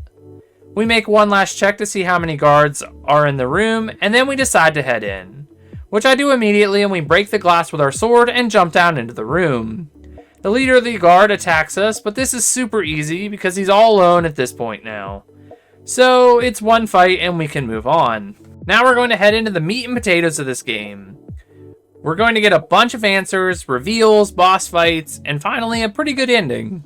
So let's move into the room that Balhalt is in. There's a lot that happens here, but I'm going to sum it up the best I can. We enter the control room for Terrazed. This area is where you could drive this fortress, or at least that's what it looks like. And Balhalt is there, so we confront him. He goes on about how he's glad we're here and that Millie did a good job bringing us there so he can take out the last piece of Malpercio. Millie tells him that she didn't bring Soggy there, but she came under her own free will. She goes on that Machina is pointless and that all the people that she met with Soggy on this journey do the things they do best by using their hearts. So she's going to follow her heart and listen to the feelings that she has for Soggy. After she says this, she tells her father that the world doesn't need Machina, which he responds with shooting her with his gun, showing that more than half of her body is made from Machina, and that Machina is the only reason that she is alive from when the Afterling ripped her body in half. And then he asks her if she really thinks that the world is better without it. I wasn't expecting this at all, so this reveal was really good. Millie goes on to cry to Soggy about how she's sorry she lied again, but Soggy tells her it's fine, he trusts her, and she needs to just take it easy right now. During this, Gilo decides that no father would point their gun at his own daughter, and they're going to take him down. Gilo goes to strike, but there are lasers in the corner of the room that hit Gilo, causing them to not be able to move. I don't know if this was some sort of EMP or something, but either way, right now, Gilo cannot fight. Balhalt then switches his gun out for a cane sword thing and challenges Soggy to a fight. 1-on-1. This is the easiest boss fight in the whole game. All we need to do is save up a little bit of MP, heal when we need, and perform one large combo, and that will end the fight with Balhalt for this section. I was expecting more. After the fight, we go back into the control room to continue the conversation with him. This section isn't as good. It's a lot of filling in the minor details about the events of what led to both the experiment on Soggy and how one of the people during the trials lost control and killed Balhalt's wife and destroyed most of Millie's body. He does go on to talk about how he went to a cave, and that's how he found his spirit, Daemon. And Daemon gave him the answers to solve all of his problems, introducing him to Machina. So he came back to develop that to save Millie and to develop weapons that were stronger than the Afterlings. He goes on to talk about how this is his reason to be alive. We do have a really cool sword fight that Soggy begins to tell him that if he would have just left everyone alone, then none of the Afterlings would have gone berserk. Which he isn't wrong. Then Balhalt doesn't want to talk anymore and tells us it's time to kill us. But this time we have Gilo and Millie to fight with us. Yet again, this is another fight that's far too easy for being this late in the game. This fight is all about healing and attacking in large combos with darkness. And that's pretty much it for the most part. The only thing I would say to watch out for during this fight is his Hellfire attack. It does fire damage to the whole party and lands a good amount of damage, but it leaves a burn on characters. And this will cause them to take a bunch of unneeded damage. I still finished this fight on my first try, but it's something to keep an eye out for.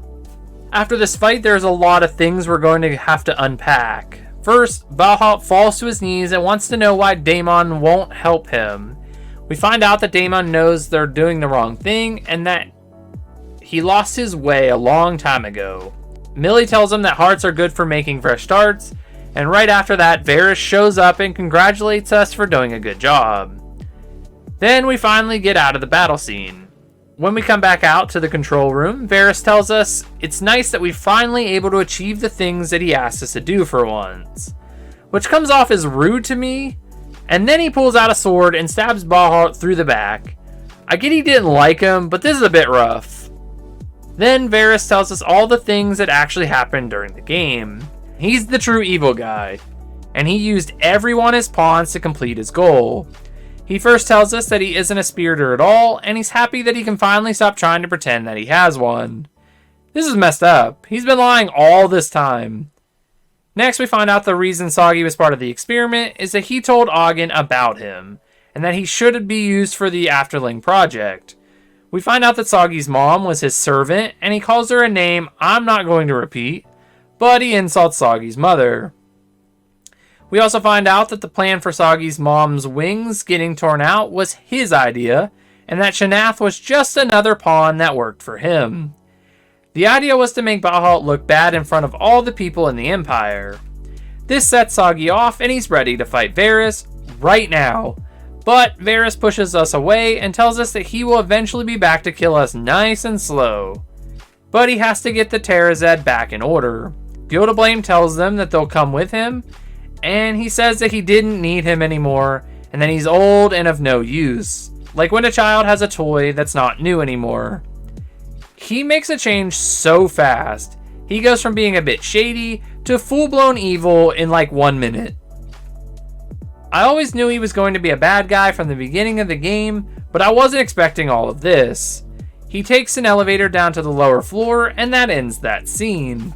When Soggy and the party come to and go to check on Baten, he is not doing well. Millie tells him that they can still start over, together, but he realizes that it's not possible. He tells Soggy to not think of Millie poorly because he told her to do all those things. Soggy tells him he knows, and then Baten tells Damon, his spirit, that he's sorry that they couldn't finish her story. Then he dies and a bunch of flowers shoot out of him. Which is Damon leaving him, I think. It's a pretty heartbreaking scene. Millie then snaps back into what needs to be done, catching up with Varys. Gilo tells her that it's okay to cry, but she just says she'll have time later to cry. But now they need to catch up with Varys. Soggy tells the party that he's probably heading to the core of Terrazed, and we can take an elevator down. This is the final chance in the game for the player to do anything they might need to do. So if you think you might be underleveled or have any side missions that you want to do, this is the time to do it. Anyways, we take an elevator down, and Varys is just waiting for us at the controls to the lift. He basically blows us off and calls in a bunch of enemies to attack us, as he takes the lift to the bottom of the area. He also breaks the lift so that we can't use it. We have to hop down in order to get to him. It's pretty annoying, but we can get an extra few levels for our characters if we need them. I like the chase, but the area is pretty boring in my opinion. Once we get to the bottom of this section, we have to fight a giant dragon. From what I can tell, there is no way to avoid this fight. It can be hard, but it's just a standard enemy, so it's pretty easy. And then we can make the long run all the way through this massive tunnel for what feels like forever to finally get to Varys. When we get to the core where Varys is, he tells us that he has the Machina all set up, but Gilo cuts him off and tells him to shut up. I love this part of the game because in most RPGs, this is when the main villain talks a bunch before the final fight. But this game cuts it short, and Soggy tells him that he's going to kill him and that he should just get used to living in hell. I think this was a good way to change the norm of JRPGs and just throw us right into the fight. A fight that is very difficult if you don't have any idea what is going on. This fight is broken up into 3 sections. At least that's what I would call them. In the first section, we have to fight 2 Machina tentacles. Not that bad, just have to attack them until they retract, and then take out the other one. The second section of this fight is another 2 tentacles, which is handled the same way. Still pretty easy at this point. The last section is the part that is hard, especially if you don't know what to do. There are a total of 4 tentacles and Varus himself. Varus isn't really the problem here though. The tentacles will protect Varus and take damage instead of him. So we have to take all the tentacles out first, but the issue is that we can't do one at a time because on Varus's turn, he will recover that tentacle and we won't make any progress. The best strategy is to get all the tentacles to low health and then use one attack that takes them all down in one turn. This can be hard between healing, so it might take some time to get it down. But once you get them down, we can attack Varus directly. So my plan was to get the tentacles down, and every time he revives one, I all-out attack it, and anything left over will hit Varus. If you don't know this going in, this fight can be hard. This fight took me 3 tries. The first time I didn't know what to do, the second time I got pretty unlucky during the middle of the fight with cards, and in the last attempt I was able to handle it with no real issue. Since all he does is try to revive the tentacles once they're gone, we don't get attacked by him all that much. After some time, we're able to take him down and end the fight.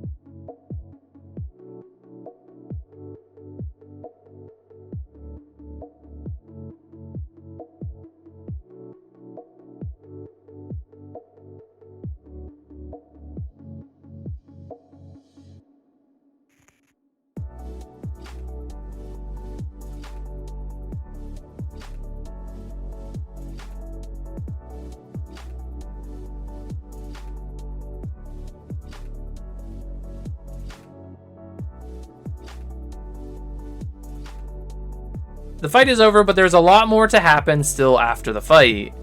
Varus limps over to the machine to bring back the tentacles, which he does. I was thinking we were going to have to fight again, but the Afterlings have been controlling this fortress the whole time, and for that moment they use their energy to hack the tentacles and attack Varus, killing him. It's a fitting end, and Gilo even says he deserves it. Now that we've achieved what we need to do, we can now leave. But the ship is starting to fall apart. I don't know if this has something to do with the Afterlings, but there are explosions everywhere and we need to get out quickly. We get a cutscene showing all the leaders of the other islands and our friends at the dock in Alfard. They're talking about how we succeeded in taking out Nation, and now they're wondering if we're going to be able to get back out of the fortress. When leaving, we come across this machine that detects Soggy and wraps him up. The machine is like absorbing his heart or something. I don't really know how it works, but Millie points out the control panel for the device. Millie and Gilo have another heart-to-heart because Millie tells Gilo that there isn't enough machina to override the controls, so she's going to use her body to free Soggy. She tells Gilo goodbye and turns to tell Soggy goodbye, but Gilo goes into the machine and sacrifices themselves instead of Millie doing it. She yells at Gilo, but Gilo tells her that Soggy needs her more than them now, and then makes one last dig at her before the doors close. Millie starts to cry, but Soggy comes over to comfort her. Soggy heard the whole thing and tells Millie that they need to get out now, so Gilo's sacrifice isn't for nothing. Millie walks away and then Soggy turns back to the engine thing that Gilo is in, and then the screen turns black. I don't know if this ties into anything, or if there was plans for something to happen, but what did he say to Gilo? Did he just look at Gilo? What happened here? Anyways, we continue to make our way out of Terra Zed. And do you remember how I said the choice to leave the bad guys alive would affect the game later on? We've hit that part. We're waiting for this door to open and we get swarmed by enemies. Hughes comes down and tells us that we need to escape and that he will take down all of these enemies. Soggy doesn't want to leave him there but is forced into it. The doors close and Hughes states that he has only one more attack with his Paramachina and he's going to see how many he can take down, making a sacrifice for us as well now. This doesn't happen if you kill him, but I'm not sure how it changes, so if you know, let me know down in the comments. In the main room where we got all the guards to leave, we find ourselves locked in there. But Nazca comes in and hacks into the computer to get through the crest wall. Nazca tells us that they have to use the computer in order for it to stay down. Soggy yet again tells Nazca that they cannot stay, but Nazca is like, it's fine, I know all the exits, I'll get out, no problem. Soggy agrees to this, and when Soggy and Millie leaves the room, Nazca is like, there isn't any other exits. Another sacrifice for us. We didn't save Valara, so I have no idea where that would take place, so sorry for that. We get all the way out of Terrazet and through the city of Vega and make it to the docks, just to find out that our airship isn't there. There isn't any other ships there either, so we either stay here and die, or we jump for it and see what happens. That's the choice they make, and we get a good scene where they both jump and are diving headfirst down, and they just embrace. I think this was their way of just accepting that they may not make it, and just want to be together for that final moment. It's actually an endearing gesture. Our airship shows up out of nowhere and is able to catch us, saving our lives. But I can't help but to think that falling at that speed and landing on a metal ship would still kill us. I'm not for sure, but it seems that way. We go back to the docks and meet up with everyone, but nothing really happens here. The important stuff is in the next scene that takes place sometime later. It doesn't say, but I would assume it's at least a few months or so later. Soggy and Millie are leaving to head somewhere, but it seems like they're sneaking away more than anything else. Millie asks if Soggy really wants her to come with him. He tells her, of course. Millie then asks about her body, and Soggy tells her it's all about her heart anyways, but then tells her that Lolo could make her a new body that wouldn't look any different than a human's, using the celestial tree, which gets Soggy in trouble again. Not only because Lolo now knows about her body, but she also knows that they're leaving. At this moment, Pololo shows up and tells them how rude it is to leave without saying goodbye to everyone. Then everyone shows up to send us off. Rodolfo tells us that he came running when he found out about the wedding, and that they were going to Mira, the island that wasn't in the game. It's a strange choice, but they said they want to live without prying eyes. Millie even tells Lolo that she knows she's there and to come out. It's a good ending, everyone gets to say goodbye, and then Soggy and Millie leave on the airship, and everyone waves as the credits begin to roll. There is another scene midway through the credits that shows Gildablame. He survived Terrazed crashing, and is talking to the senators, and they ask him to be the emperor because there isn't anyone else that can do it, and that they'll fully support him. He accepts, tells them that he wants them to locate the last 5 pieces of N Magnus, and to bring someone to him. I don't know the character, so I'm assuming this leads to the beginning of the other Baten Kaitos game. But that finishes Baten Kaitos Origins, finally. Would I recommend this game? I would recommend this game. It has a very good thought out story that even does things differently than other JRPGs. And I think the battle system is unique and can be challenging. I really love my time with this one, but let me know what you think about it in the comments below. If you want to know what's next, stick around, but if not, thanks for watching. Remember to subscribe, like, and share this video, and we'll see you in the next one. So we got our game list up over here, and then we have our number generator here. So on the count of 3, we're going to figure out what we're playing next after that journey of a game. So in 3, 2, 1, 503 is what we got. Which on our list here, what is 503? Beautiful Joe is our next game. A beat 'em up, side-scrolling beat 'em up. I'm good with this. This is a total change of pace, and I haven't played that game in a long time. So, Beautiful Joe is our next game.